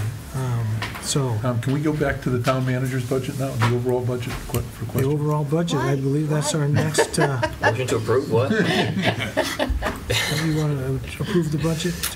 No. Yes, that'd be the next thing on our I agenda. almost said it myself. I almost seconded it.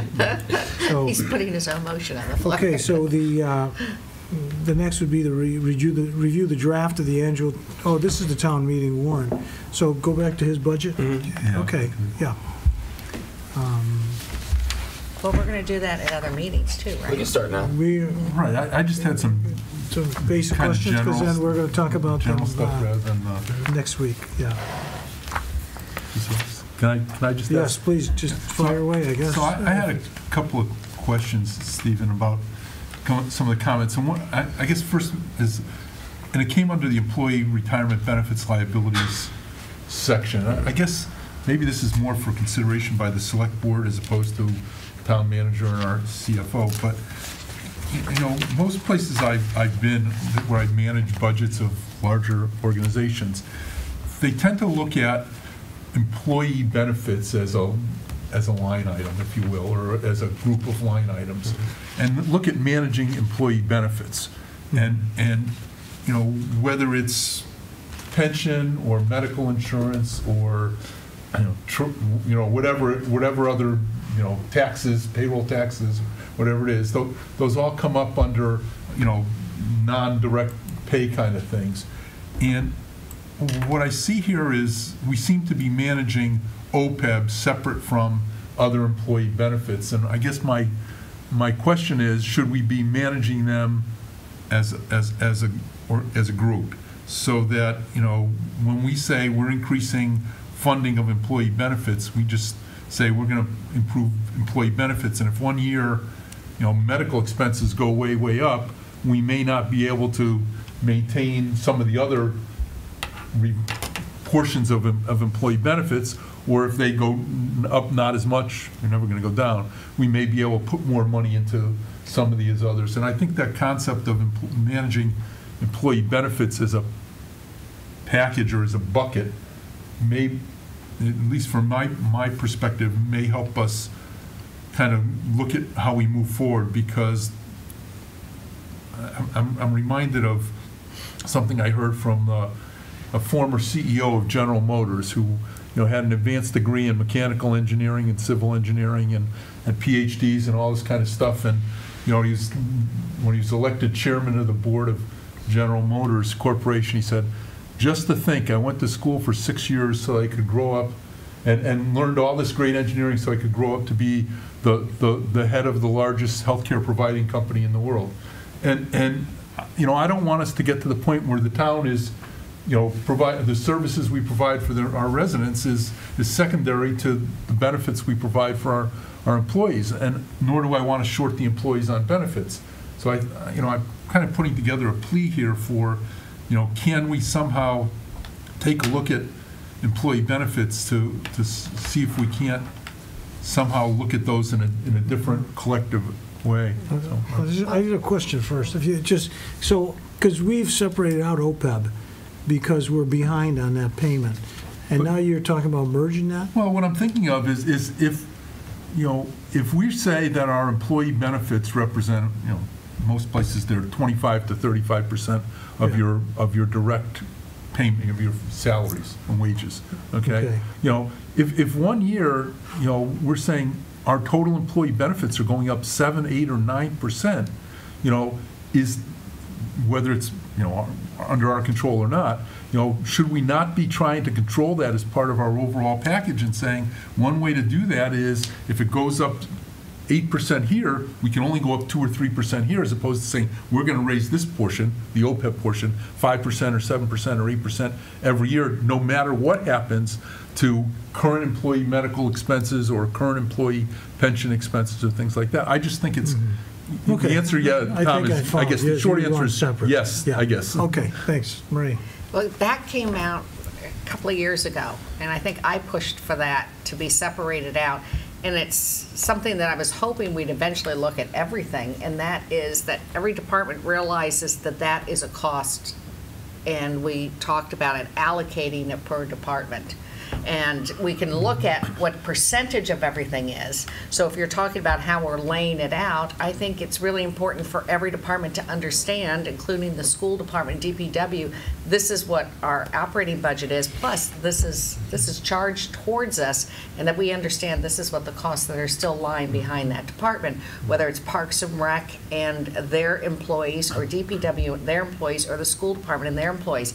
Now, the only thing we did was he allocated OPEB. So that's two issues. One is how we're laying it out, and I think we probably should at some point in time also have the health insurance and pension and everything so we can see what all the costs are across departments.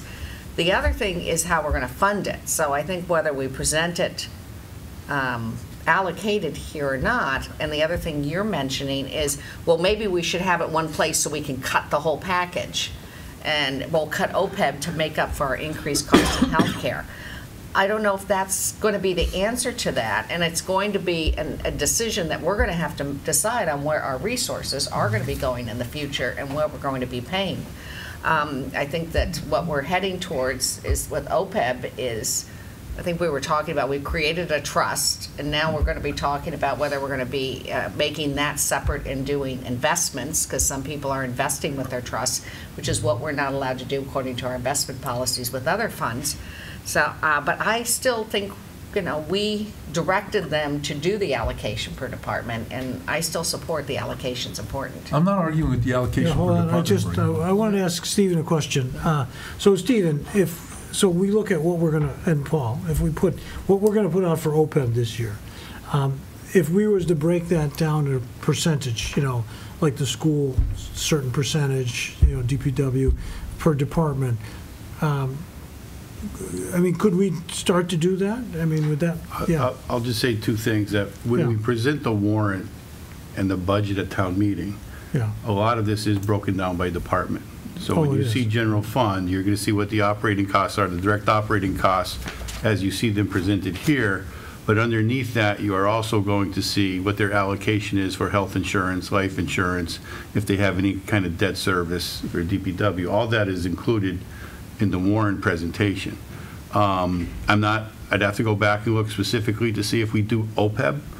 I'm not quite sure that we do, but we could certainly come up, as we do with health insurance, we could come up with some type of allocation methodology to spread that through all the departments, just like we do all the other employee benefits that are listed here. Because I agree with Marie. I think that if we started to break it up by percentages like that, and so the departments realize this is part of their budget, you know, that this OPEB number, and then hopefully they're, you know, because your sense is that certain departments should take more responsibility for that retirement number. Well, no, I think that we have to realize that to run the town, it's not just the operating budget. We have commitments and liabilities on all of that staffing. Yeah. And so we can't just say, well, we're covering our costs, because we really aren't. And it's just a matter of making it part of the discussion as we look at the DPW is not going to change its operating budget for OPEB. But it's just part of the discussion for us to understand where our outlining costs still are. And as Mark says, that's what's slowly going to start increasing and really encroaching on the budget. Until we go off the cliff. Yes. Or you and I The retire. elephant in the room. I guess I wasn't arguing for allocating it to a department or not allocating it to a department, because my sense is money is fungible. Right. It's only done for information purposes. But, you know, I'm looking at this, I guess this is called your overview budget line item. And it'd be, you know, we've got, for departments there in this overall thing, we've got salaries, but we don't have benefits, if you will, for those. You know, you look down at the bottom, and it's got operating budget, salaries, expenses, you know, for general government, but whatever. But nowhere does it have I guess here's a employee benefits liability insurance. Yeah, it's again, if you wanted it broken down, but it's for informational only, right. we do have that, and we do present it when we give out the warrant for the annual town meeting. There is that breakdown. But I think it's important for people to understand that we're starting to manage an employee benefits town as opposed to a services town. And not that I'm against that, because it goes with the territory of having employees, but I think people ought to understand that there's a cost involved in doing that. And one of the biggest struggles we have right now is, those are our largest increases. Our healthcare, pension costs, and OPEB are the largest increases, and we're trying to, doing a great job managing everything else, and to a large extent, those are outside of our control. Mm-hmm. Okay. Any other questions for the town manager on his budget, the budget projections they put together?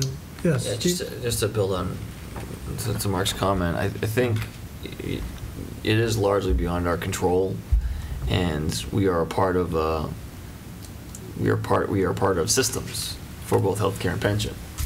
And so the ability to say we're just going to carry, and OPEB is separate. I mean, OPEB is really money we're putting away in a savings account, because the cost that drives up that liability comes out of our health insurance, because it's health insurance for retirees.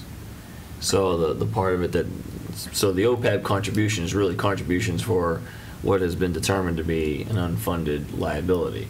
So I want to kind of separate, and that's why it's not a percentage of department line item budgets, because it doesn't represent active employees.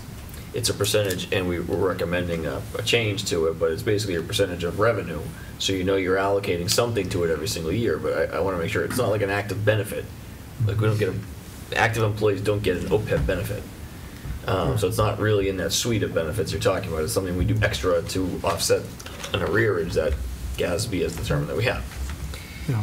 But because we are part of two systems, one system for health insurance, one system for pension, and neither of them are really 100% within our control, if we said pension and health insurance is going to be 8% of our budget, and then we get assessments from Scannick Valley, our health insurance system, and Hampton County, our pension system, that says, here's what you owe, yeah. And then it puts us at 10%. We don't have the ability to drop one or the other to get us back in that 10%. What we have the ability to do is lay people off to reduce the overall cost, right?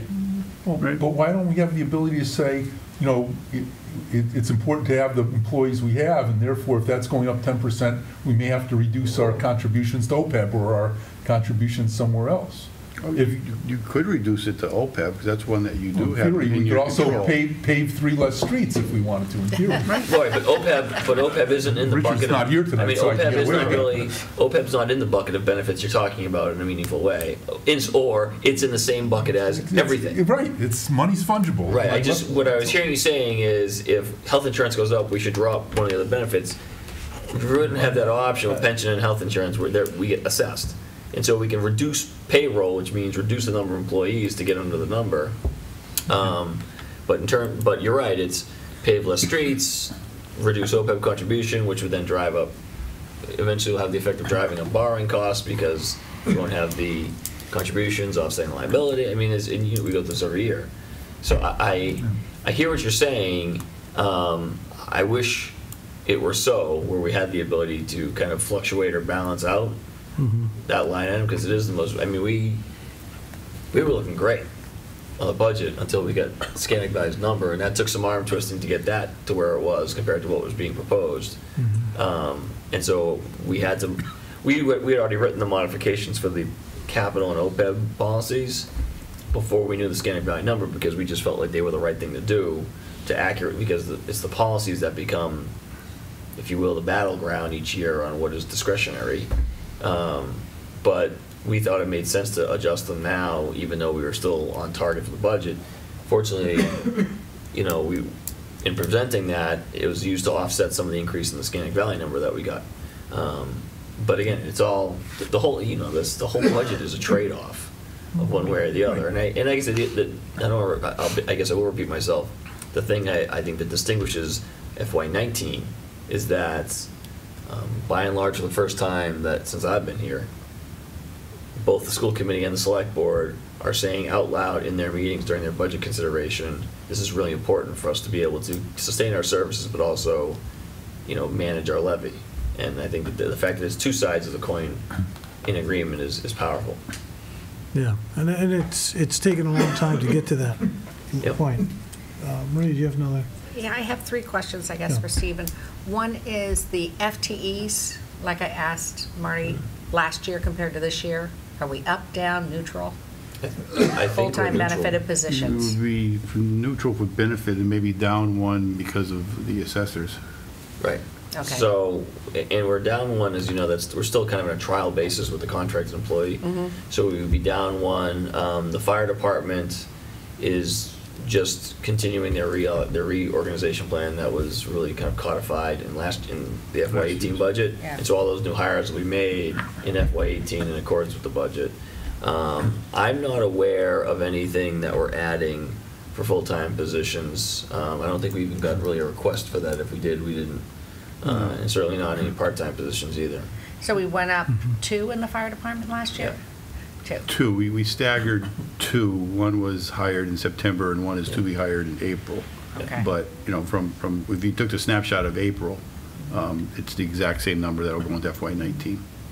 And then the second question is the one I asked him also, which is do we do anything, and I didn't dig all the way into this, in technology replacement and our investments in technology? Do we have any fund on our side? Because I know we've talked about in the past, so that's still out there. IT is a line item under the schools, and I wasn't kidding. Those computers are for general government employees. Oh, they are? Oh. Yeah. In fact, I have one in there somewhere. What we've done in the past years is manage that through capital requests, through free cash requests, and a variety of techniques depending on what the needs are and what's available at that time, lease versus buy. I mean, the IT process is an iterative process, and it has to be, because one year to the next, technologies, costs, availabilities, priorities shift, because it's so fast moving. But we generally handle that, I don't say on the fly, but we let the technology demands kind of lead us, and then make the make the evaluations and judgments and then spending decisions based on the evaluation of the technology. So we still have to come up with some sort of plan that we set aside, because the costs are only going to go up in every single year. It's going to be sitting out there.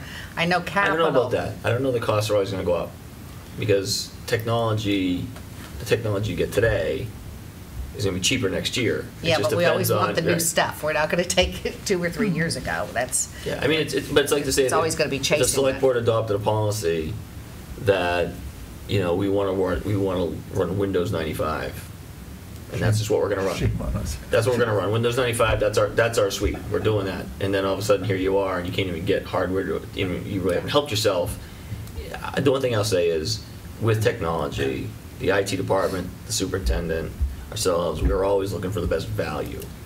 Yeah. Well, when we look at the MOU that's still out there, maybe we can look at what we do in the way of a technology fund and how we're going to fund it in the future. To some degree, there is one that exists just by the line item that they have for their lease payment.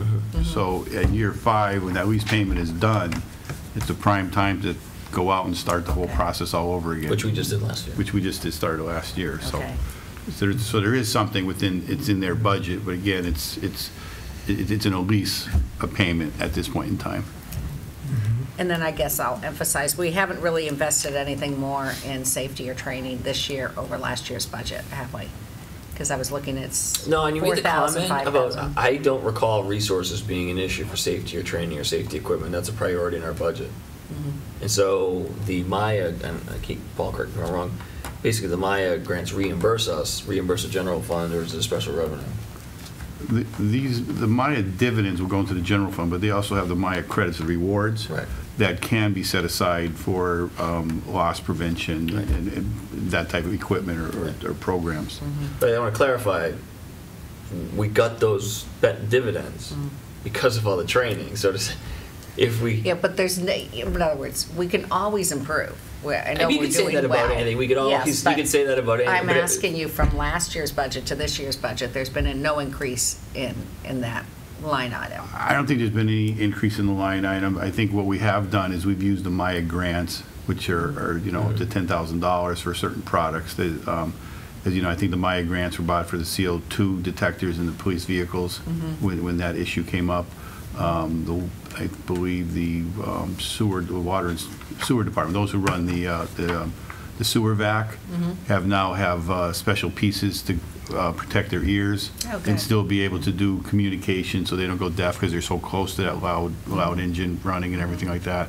I think there was also a third grant that we got for them. I just can't think of what it was, but those were 2 out of the 3 grants that we got from Maya that in essence fall with what you're saying. We've been a trailer from them in past years, and so we've done one of those grants. And like I said, I think training and safety equipment has not been identified by the departments as an issue. And I think, to build on Paul's point, each department has pursued its own additional programming through grants and things like that. So it's not a deficiency in the organization, which is why the line item wouldn't change. Thank you. As you talk about the communication with the head, we have a school for the deaf in town, Willie Ross School. It would be great if they could teach the DPW workers some basic sign communications, because it's pretty effective. Very effective. As long as they're on the same side of the truck, we're all set. Yeah, as long as they're facing each other. Yes. Stephen, just a question of what were your guides for non-unionized employee pay raises, and what were the range of increases? It was difficult to see what those breaks down. I also want to say I'd asked Paul Pasturzik to provide a summary of the DPW. Thank you very much. That helps me out a lot. Well, non-represented employee increases, or COLAs is what we call them, tend to follow the benefits in union contracts. And so we have one union contract that's going to expire June 30th, and then we have others that continue for another year. The ones that continue for another year, most of them have a 2% COLA. You'll recall that last year, in fact, in most years, I've included as a separate warrant article a special account for wage settlements. Right, and you've got one proposed for this year. But not for all employees. No, that's for the one union. For the one union, yeah, and that's kind of a placeholder. But the finance committee and the select board, I believe last year, both said just budget for the increases, and so we did fold them into the salary line items. You know, it's a 2% increase. So in the line items where we see something other than 2%, we can ask you where that came from? Yeah. It's probably from a step. Yeah. You know how you go across the... Yeah. Okay. So That's what they are. One of the things we did last year was we did modify the COLA for people who are at top step, got a higher COLA than people who were still getting step increases. So it kind of netted out. That's not an every year thing, because then you kind of messes up the pay scales a little bit. So we didn't do it this year. This year it's across the board. But I would go back to that next year if we determine that it was more equitable.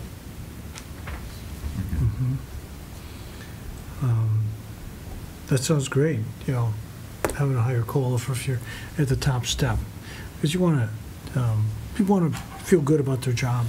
They usually won't leave because they don't make enough money, but they leave when they're unhappy, you know, and so cheering them up with a better COLA sounds good to me. Do we want to start to take a look at the town meeting warrant? I know it's got a lot of blank spaces in it because the numbers aren't quite ready, but it's a pretty good... There's also some items, Tom, that aren't on there that it's my fault I didn't communicate. Paul and Debbie have done a great job preparing the draft warrant. There's a couple of things that, like, we're meeting, well, if we're able to, with the weather, if the weather allows, we're meeting with the bylaw review committee Wednesday night. So there's a couple of items that I know they're interested in. One is the, I think the infill lot bylaw that we talked about last year. They've already expressed an interest in bringing it back. I think part of the problem is that I didn't explain it very well. I was going to do some graphics, and I just kind of ran out of time before town meeting. We wanted to introduce the concept, so they want to bring it back, and this time we'll do a better job explaining it, so town meeting can make a decision based on a fuller understanding. I know there's interest in the commercial vehicle plate, the commercial plates on vehicles bylaw, and taking a look at kind of, does that really fit in the modern, you know, in the current Long Meadow? And so that's one of the things I know they want to discuss. So there may be a couple of bylaw suggestions that come out of that meeting. And there was one other one that wasn't in here that we talked about today, and I can't remember what it was. There was the diff budget. Diff budget, yeah. Again, I'd be some that aren't shown here for the authorizations. The capital planning committee made recommendations for bonding. Morningside, I don't think is on here. Right. Morningside. Morningside is not in the warrant. A bond for Morningside is not in the warrant.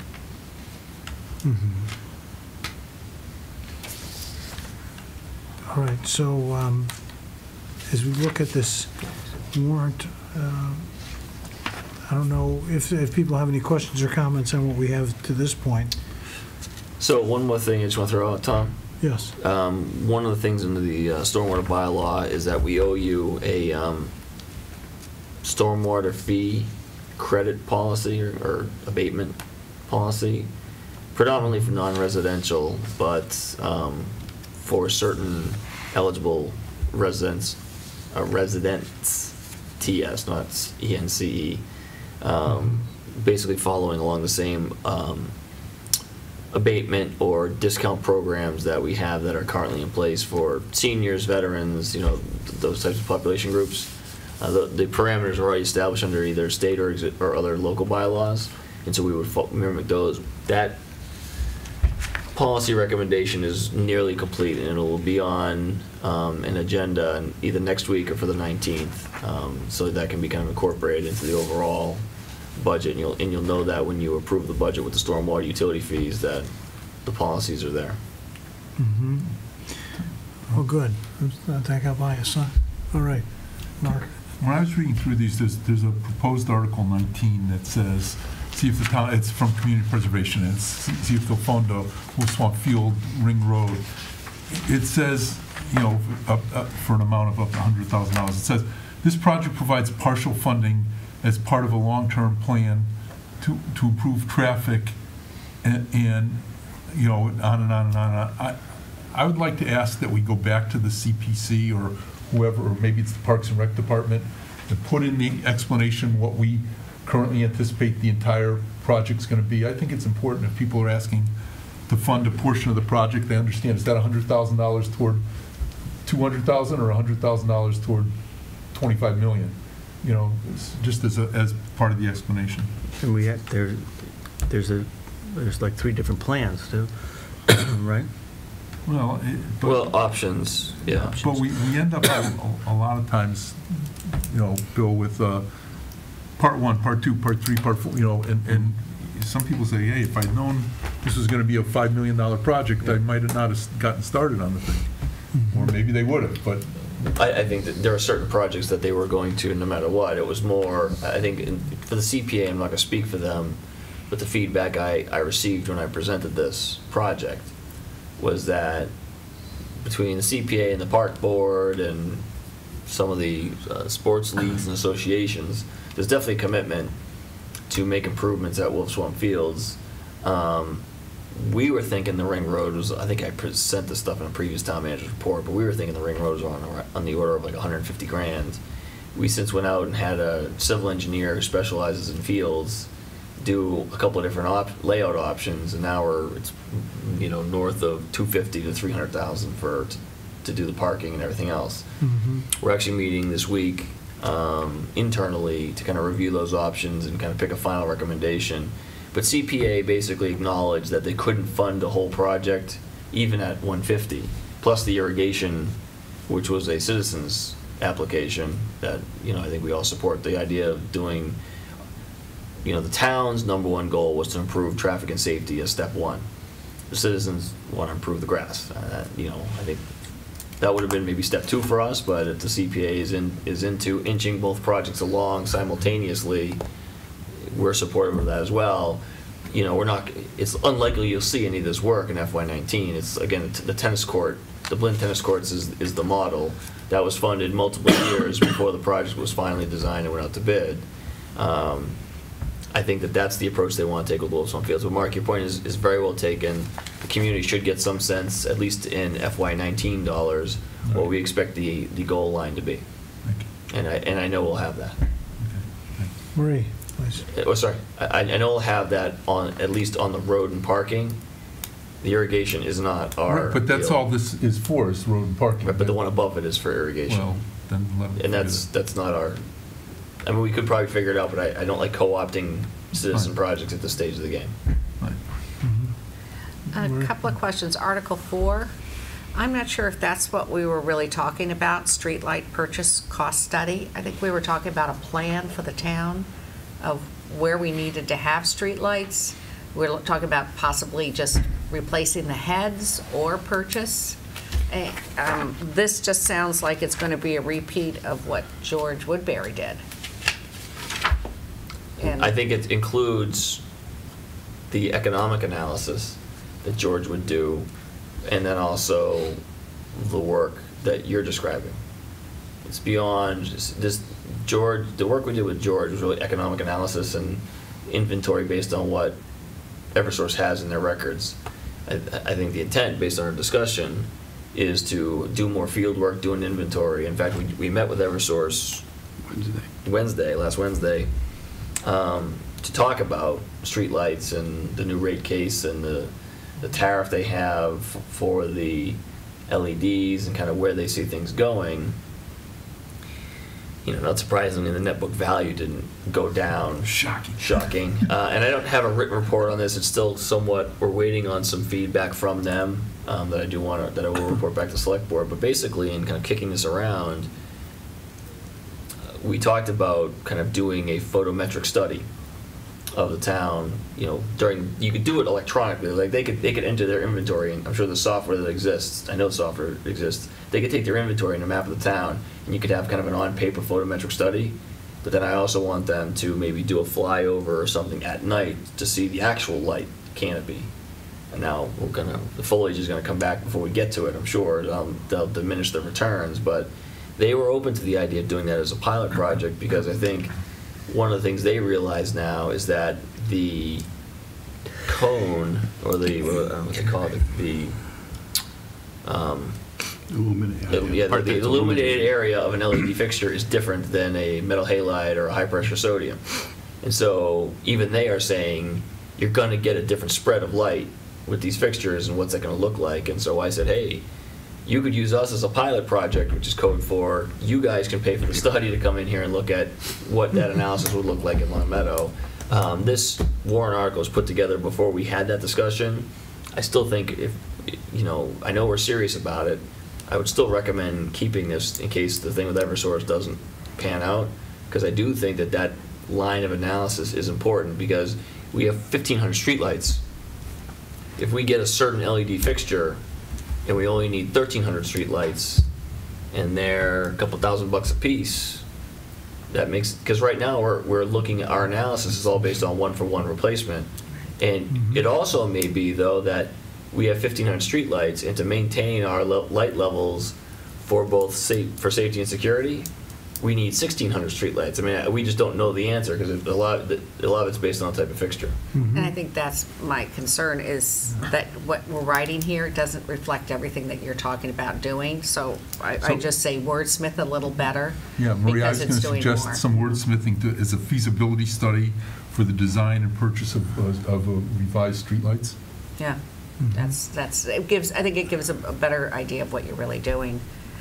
The other article I have a little problem with is Article 9, and that is the COA New Council on Aging. I would feel more comfortable if we took Article 9 and we divided it into two different parts. Because right now, the controversy is you have the core new COA center is worth between $9 million, $9.5, and then the gymnasium is coming in at 3 and 4. And I would think we should have Article 9 be the COA, and then the next article is the gymnasium, because a lot of people feel that the gymnasium could bring it down, or a lot of people feel that it's going to carry it over. And I think the best way to get everyone to have an option to say what they say is put it into two different articles. But then what happens when the council on aging fails and the gym gets approved? Well, then I don't think that will happen. You're going to say that. Well, I am going to. I don't know. It's a good thing I don't vote on the warrant, because I don't know what the answer is for that. Because having been through this now for 4 years, the one thing I know is, and some of the folks who are supporters of the senior center are probably going to disagree with me, but you simply don't have a viable center for future seniors without some kind of physical activity space like a gym. And the reason why when a gym ended up becoming a gymnasium, ended up becoming a part, not Jim Layden, a gymnasium ended up becoming a part of the design early on, was because it was clear that near future seniors really want that ability to play pickup basketball, pickleball, dance class, line dancing, whatever you want. But the other thing is partnering that with our, Barry Jarvis and our Parks and Rec department, saying if there's, as short as we are in fields, we are far shorter on gym space. And then you have the consideration of an SOI and a consolidation of middle schools, which would further reduce the amount of gym spaces that we have. I think that's an argument to make on the floor. Other people are going to say there's still a gymnasium there in the current Greenwood. And I'm just concerned, and other people are concerned, that that extra $4 million is going to kill the project for a lot of people in town. I believe it's a fabulous center. I would vote for both sides of the warrant, because I think it's an important investment in our community. If we don't do it now, it's not going to happen. That's where I think it would go, but I'm also worried about having it one article. Would both, since you have to go separately on the, this doesn't fund it, it still has to go to a referendum, and so would they then go separately to a referendum? I believe so, yes. I mean, is that your intent, Marie, that they go on the? No, my feeling is if it passes, both sides pass, both sides pass, then it will go to one But it still has ballot. to go, well, I don't know, because I'm not the election official This is here, almost but- like, what do you call it, participatory budgeting. People really are having a little more say in the details. If you have it as two separate warrant articles on the town meeting, I think it might have to be two separate I agree with that. questions on your Yeah. election ballot. Now, if that's your intent, just remember, you're gonna get. Then you might get the gymnasium without the COA. Right. And then what do? You got $4 million authorized with nothing to do with it. Yeah, I mean, I guess what I'd say, sorry. No, I was just saying, if that happened, or you ever had the gym without the COA, you just wouldn't follow through with the project and then rescind it. Well, I think you have to word it so that it's contingent upon Well, you can, something, I mean. Or you could build the gymnasium and then next year, put on the senior center. So, And they say, we're going to add this on. I've said, I've expressed to the committee and others that I agree with your sentiment that the gym is the part of the project that makes it a whole adult center, a whole senior center project. It's the Well, part. it's the wow factor. It's Yeah. not a wow factor. It is a core programmatic requirement of the senior center.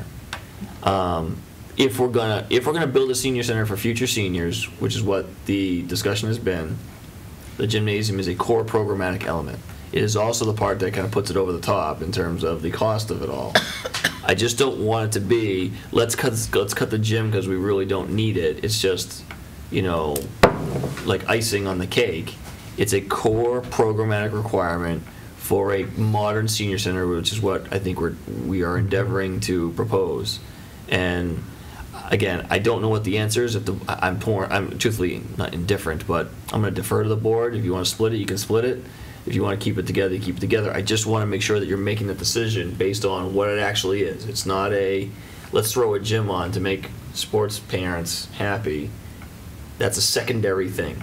What happens after 3 p.m. is a secondary thing to the 8 a.m. to 3 p.m. core programmatic use that gymnasium is Well, going to no, fill. it would be used during the day, definitely. It would.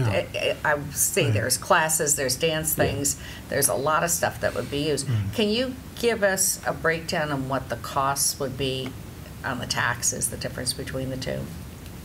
I mean, we're not going to make a decision today. I'm just bringing this up. Is there's a concern, I've heard about it from the COA on how this is going to go through, and a lot of people are concerned about the cost of the gymnasium, though they love the gymnasium, and the full project is just really phenomenal. Yeah, I'd just like to comment that, you know the money? no, $1 million goes to 50 cents. Oh, okay, right, okay. So if we're talking, let's say, 3 million, it's $1.50? $1.50. Okay. But as we Slightly look at less, all but the, about $1.50. is there all this research on healthy aging, and it's clear, over and over and over again, you say, well, whatever it's diabetes or Alzheimer's, I mean, they all come back to the same thing, There's a lot of things you can do, but exercise is really the best thing. Exercise is the best thing for your brain. That if you want to have successful years as a senior and feel mobile, that exercise is something you're going to have to do. I know the 90-year-olds I talk to who are really doing pretty well are, exercising. They're lifting. It's amazing, and some of those folks are living to be over 100. And so I agree with Stephen that it is a core part of the way we look at healthy aging, and hopefully we can convince the town. It would worry me that if they were split, that one would get approved and the other one wouldn't. But I think it could just be that phase 1 and phase 2. We'd build one part, and then we'd build the other. So having them split wouldn't be the worst thing. Well, the problem is you're coming up against the middle school that point in time, too. Yeah. I think it'll be interesting to hear how residents feel about it, but it's a decision I think we have to make in the If you next do this few in weeks. 2 phases, it's more expensive, too.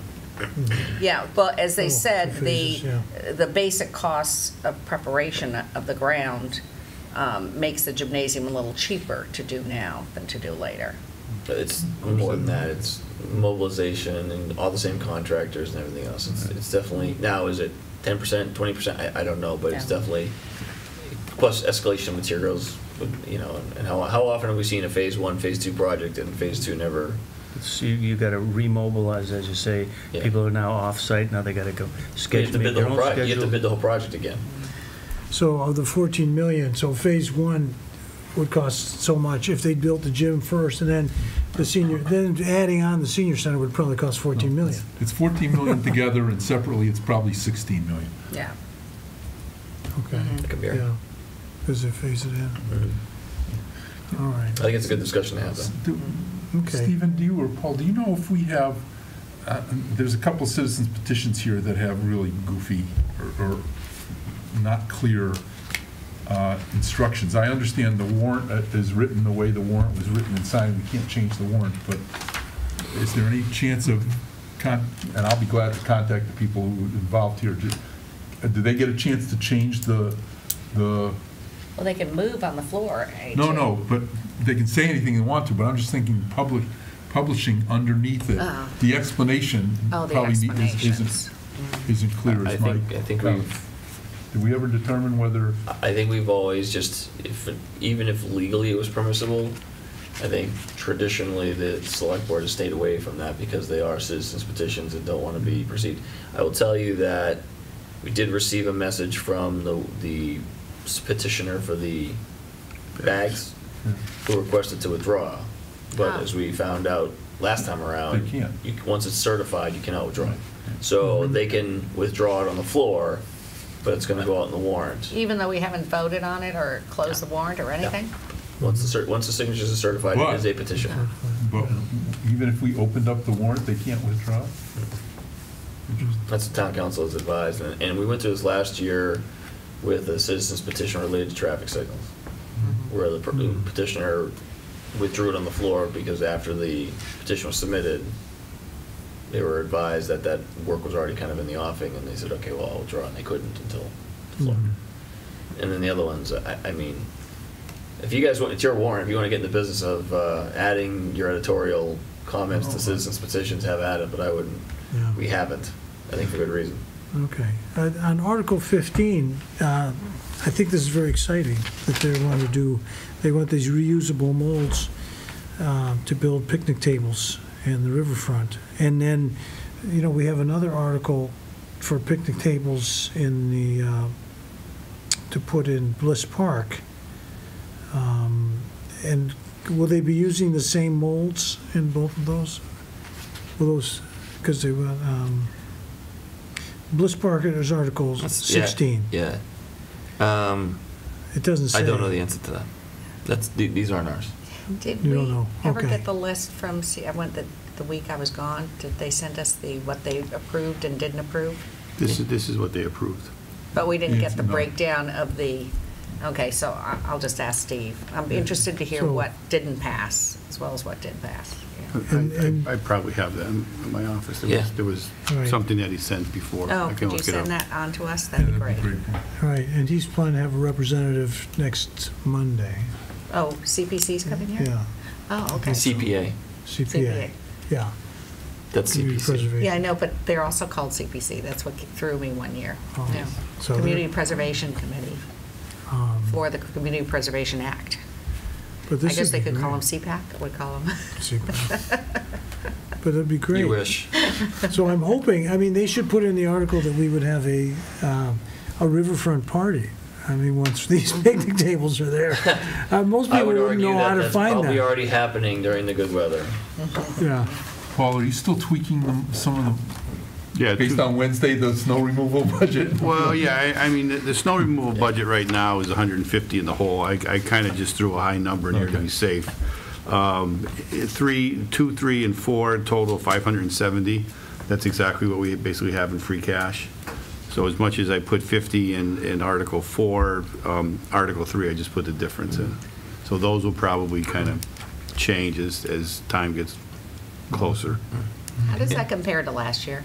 I mean, are we steadily Free climbing cash? every year? No, I'm talking about the snow I believe snow was in the 200,000 range last year. Might have been a little bit over. I mean, it obviously depends. I will tell you, it's for years when we had a back and forth on this. In fact, I think the snow and ice budget discussion took longer than maybe it was 2 years ago. No, it was last year. The snow and ice budget was the single longest thing discussed in the municipal budget, but we didn't have a lot of snowfall. And I think one of the things we've done operationally is the DPW does a lot more pre-treatment for freezing rain, sleet type events. And so the costs are generally higher than they were if you look back 4, 5, 6 years. But I also think that the roads, we don't have issues with roads being impassable or being slippery as often as I think used to happen. Mm-hmm. So costs are generally higher, but I think they are also a little more consistent. Mm-hmm. We also tweaked the budget a little bit, 25,000, the snow and ice budget. Oh, we did put up to 125. Just to, let's get away from this big, huge chunk that goes in out of free cash every year. Because we know we're going to spend 125. It's just basically guaranteed. Yeah, the other thing is I believe some of the engineering work and some of the other stuff for the salt shed has come out of that budget too, hasn't it? The demolition. Yeah. Right. Oh, so that includes... Yeah, it's not all just overtime and salt. Okay. There are some other, plow blades are pretty expensive to repair, so that all that stuff comes out of snow and ice. Okay. Do we have any other questions on the first draft of the warrant? The diff budget placeholder, I don't know if Paul's explained that, but that's a thing we need to do for the bonding. Right. Well, actually, for the statute, we do have to have a separate budget for the diff. What I will bring to you within the next couple of weeks is we also have to do with something is the captured percentage, which is basically the amount of new growth that we're going to receive on that project. How much money of that are we going to set aside to cover debt service? My recommendations are in year one is to take 100% of that, and then we have to have a separate budget. So the budget's going to say raise and appropriate $50,000 to pay off the debt service on the district improvement program, because more than likely the debt service is going to be $50,000 or more. So, but we do have to set up a separate budget for that incremental money. So, how do we know with a building that hasn't been built yet what its assessed value is going to be and the revenue it's going to bring in taxes? So that's why we have hired assessors. I basically asked our consultant assessor to give what the estimated value is so we can make an estimate. We won't know exactly, but he'll give us his professional estimate of what the taxable assessment will be for next year. Well, to build the DIF financing plan, though, then the then assessor of Long Meadow and the assessor of East Long Meadow both had to provide some, I'm going to call it a certification. Right. Based on their professional opinion, and they had to identify the formulas and stuff like that, what they think would be valued at, and that had to be approved as a part of the financing plan.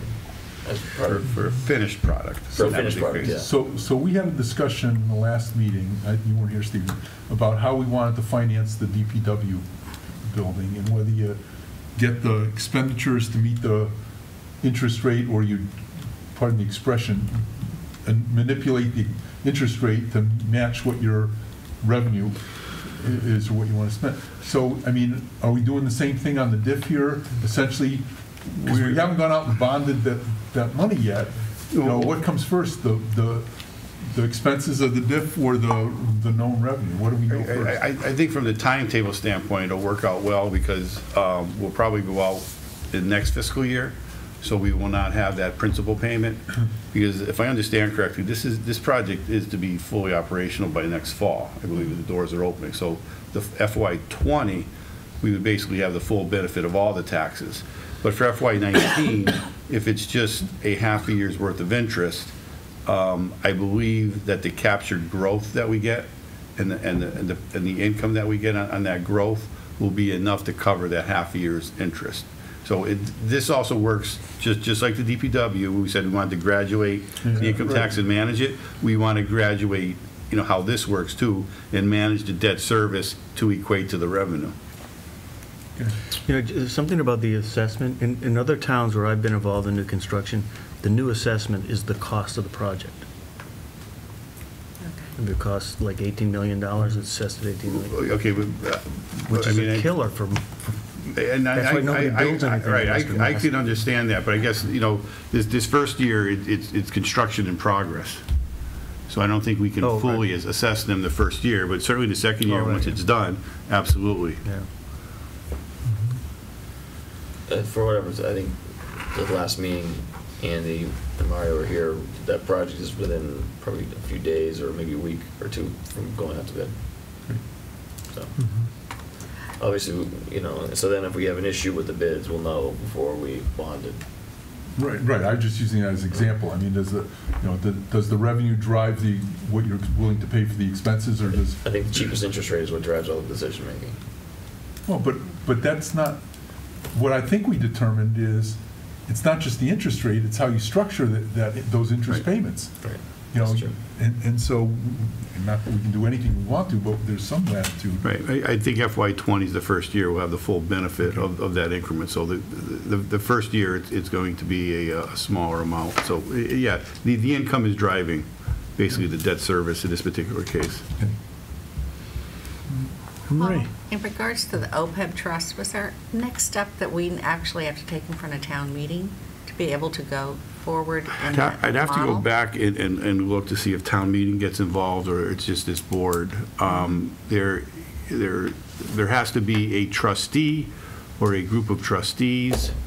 Again, my recommendation is to probably keep it an internal group, and that board then make the decision to go with the people who invest the retirement money.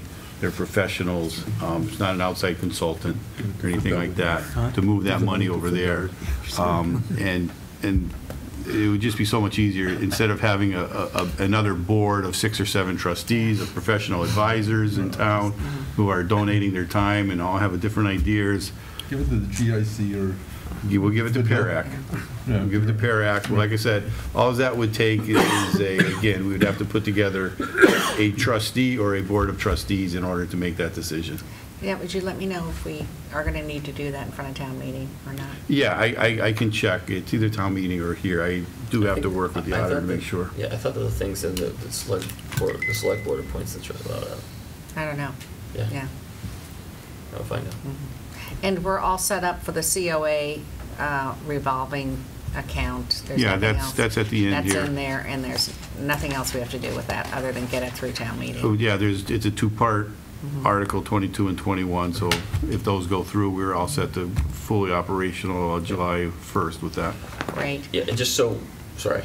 And the last one on the bylaw on, I thought there was one more thing we had to do in regards to registration of properties that were foreclosed on, and you and Paul Healy were requesting that there had to be a tweak on it to take one step further because you're running into a problem. Was that ever taken care of, or is that still a bylaw issue we've got to fix? It's a bylaw issue that's going to be resolved, and I thought it was adding the word, I thought we did add the word vacant to foreclose. I'm not sure if we did. I think we did.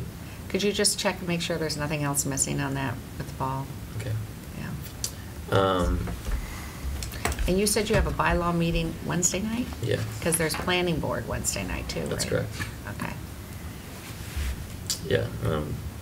There's snow coming. Yeah, we may have to continue the hearing so we can have it with just a 48-hour notice, because last time we canceled it, it was another 2-week posting. It's going to disrupt the DPW project timeline if we don't have that, so it's important we do that. To go back to the revolving funds, is everybody clear on what we're doing there?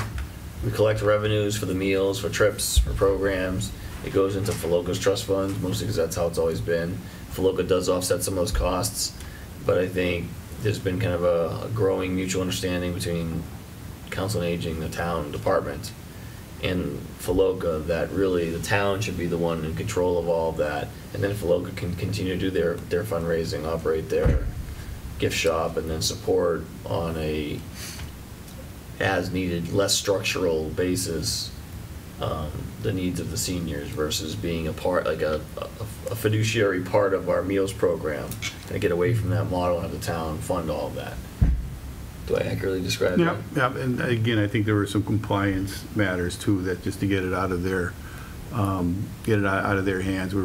handling these things on a day-to-day basis with payrolls and 1099s and things of that nature. So it's a little bit easier for us to follow the compliance matters with all those funds, the purchasing, as opposed to having them trying to get involved with all that administrative work that's And added to it. I'm told that they support this. So this is basically trips, classes, and some meal Their money. activities, their internal programs, their trips, the meal program are probably the biggest three. And Paul, is this something the audits, our auditor picked up on? Or No, any no, comments this on? is something we've been talking about for a few years now. I went to a full OCA meeting, and they had the discussion. Again, there were some compliance issues that were brought out. And they wanted to understand if they fully endorsed it, and I told them exactly how it works, how it would work, and I believe they fully endorse it, but it's I don't want to say it was driven half by them and half by whomever, but they're fully on board to have that go forward as such. Now, is this something we should run by our own audit committee? Or no? They wouldn't need to? Wouldn't see why. It's, Okay. We operate a number of revolving funds, whether it's the Parks and Rec revolving fund, this revolving fund, the school department. This may be the last year of their revolving fund, but those are just a few revolving funds that we currently already go through. So So it's really just conforming to our standard with all these other funds? And like I said, I think there'll be a higher level of compliance with administrative type of activities, because again, we're doing it every day, as opposed to a couple volunteers trying to manage, a couple $100,000 that I'm sure that goes through their hands on a yearly basis. Okay. That's what I think to do. Marie? a little bit off topic, but not off topic. I was looking at your organizational chart that I guess goes into the budget plan, and there were a couple positions of appointees that were missing. One is the Scantic Valley. The other was, a liaisons with the pension plan and the Pioneer Valley Planning Commission. It shows that you are the alternate, but it doesn't show that the planning board appoints someone to that, and it doesn't talk about us appointing someone for Pioneer Transit. So the only thing I was thinking, we got to tighten up all these auxiliary organizations that we're involved with and how the people are appointed and things like that. The org chart. There's an org chart that I was Probably one of looking those at. GFO, it's either The GFO thing. the GFOA, Yeah. probably in the annual report. And that's it. Speaking of the annual report, it's all done. It's ready to go. And I want to commend Debbie House for pulling that all together and doing another great job on our annual report. And I don't know if everybody saw, but we had for the first time, we had an in-house photo contest. Oh, who won? Oh, the library. They're still debating on the prize. Apparently, during a staff meeting, I mentioned some kind of prize, like maybe lunch, and I think my intent was I would treat the department head to lunch for winning, for submitting the winning photo, and that has turned into a pizza party for the entire library staff. Well, who chose the final picture? Did you get to be the decision maker? I think so. There are too many. Yeah, she got to be the final decision maker in that she showed it to me and said, it was already laid out, and said, what do you think? And I said, I think I'm going to say yes to this, because if I say no, I'm going to be in trouble. Told you it could have been your picture. You could just slid it right in. But no, it looks great. The cover looks great. So I'm actually excited for you guys to get it. It's And it'll be back from the printers when? Is that? At some point in time. When did it? Right on Chad just came back. Yeah. April. Oh. Speaking of that, so last year, I remember for the first time since I've been here, we got a lot of feedback from people who didn't get the warrants. Oh, that's right. It was the And as you know, we distribute through the Glen reminder. Meadow. It doesn't go down to Glen Meadow people. Right. So, they can find it fairly easily, but one of the things we did was and it's taken a while to get them to kind of focus on us, but we did reach out to Reminder Publications, and we're meeting with them tomorrow to review maybe a different strategy. I think one of the things they revealed is that they have several hundred addresses that have opted out of getting the reminder, and so we just have to figure out a workaround for maybe on just the warrants that day they get the paper on the warrant, or just the warrant, or so. I mean, I think there's going to be. They say there may be an additional cost to doing that. We'll see, but we're trying. I mean, minimally, let's make sure it gets to every house, like we're supposed to, and that had not been happening. In terms of condos and things like that, that's we have to remember to ask them about. Right. About like Can every you single like print out like a stack of them, and I could go over there and put them in their lobby, Save some money. That's and then they could be instructed to go in and pick it up? Well, Glen Meadow retirement community, I think we do drop off a stack. Okay. The Glen Meadow Villas, I'm not sure how that gets handled, but I mean, it's on the website. We have piles of them at town hall. I mean, we hand them out before town meeting. I mean, it's widely available, and that's why I always bristle a little bit when people say they couldn't find the warrant, and it's almost like you have to try to not find it. I mean, Well, hopefully we'll have that much excitement about this year's town meeting that everyone will feel left out if they don't get the warrant. There's going to be some interesting things to vote on, so. It'll be shorter than last year. Yes, it won't be 2 days. You just gave it the kiss of death right there. Yeah, so far it's still going to be one night, so. All right, well, if we don't have any other questions, we do look for subcommittee reports, if there's any. I got a subcommittee report, yes. I want at least once a year for you guys to get something from Scantic Valley. The new rates came out, so I thought that was exciting. It was really hard work. They were coming in at 15, 16, 20% increases. And so there was a lot of big discussion on how to bring that down. So here are the final rates that they all worked on and crafted. And then Paul put together the list of what Long Meadows, how many people we have in each plan, and which percentage we pay for each plan. Now, I personally, all these years, I thought we were all getting 50%. It's only 50% that we pay for the retirees. For the active plans, we pay either 61.4 or 68.5. So let me hand all that out there, and that shows what we're paying per month. And the fact that, and I know that it's a negotiation, and that's where it gets up to 61 or 68.5, but going over 50% per year, I sat down and I figured out what that difference is, and it's $736,860 per year to go above the 60%. So 60% or 50%? Going over the 50%. Right. That's the that premium cost that we do, and we do the contributions. I thought when we accepted that Law 32B, we could bring everything down to 50, but it was explained to me that's only for the retirees. So it did not take it out of negotiations like it does with retirees. I did not understand that, and I'm still going to look into that, but every town does it differently, and we pay less for family and more for individual in the way of percentages. So I thought it would be something for everyone to just really look through, get an understanding and feeling for it. The one thing I have to say about Scantic Valley is that it's really phenomenal on its wellness programs and the special programs they put in place. They're purchasing, up till now, it's been purchasing medications through Canada. And now they're putting in even a more elaborate drug plan to save money. They've also got a diabetes program that's phenomenal, and it's through incentive programs. They are monitoring people with diabetes can join this program, and it saves on, times where they're not doing well, because there's closer monitoring and assisting them on keeping their levels healthy. And they have programs of incentives for going for preventive care, such as colonoscopies, and it's actually financial rewards if people go for all of the preventive testing. And I think that is cut down our costs, because right now we are self-funded on everything but the retirees.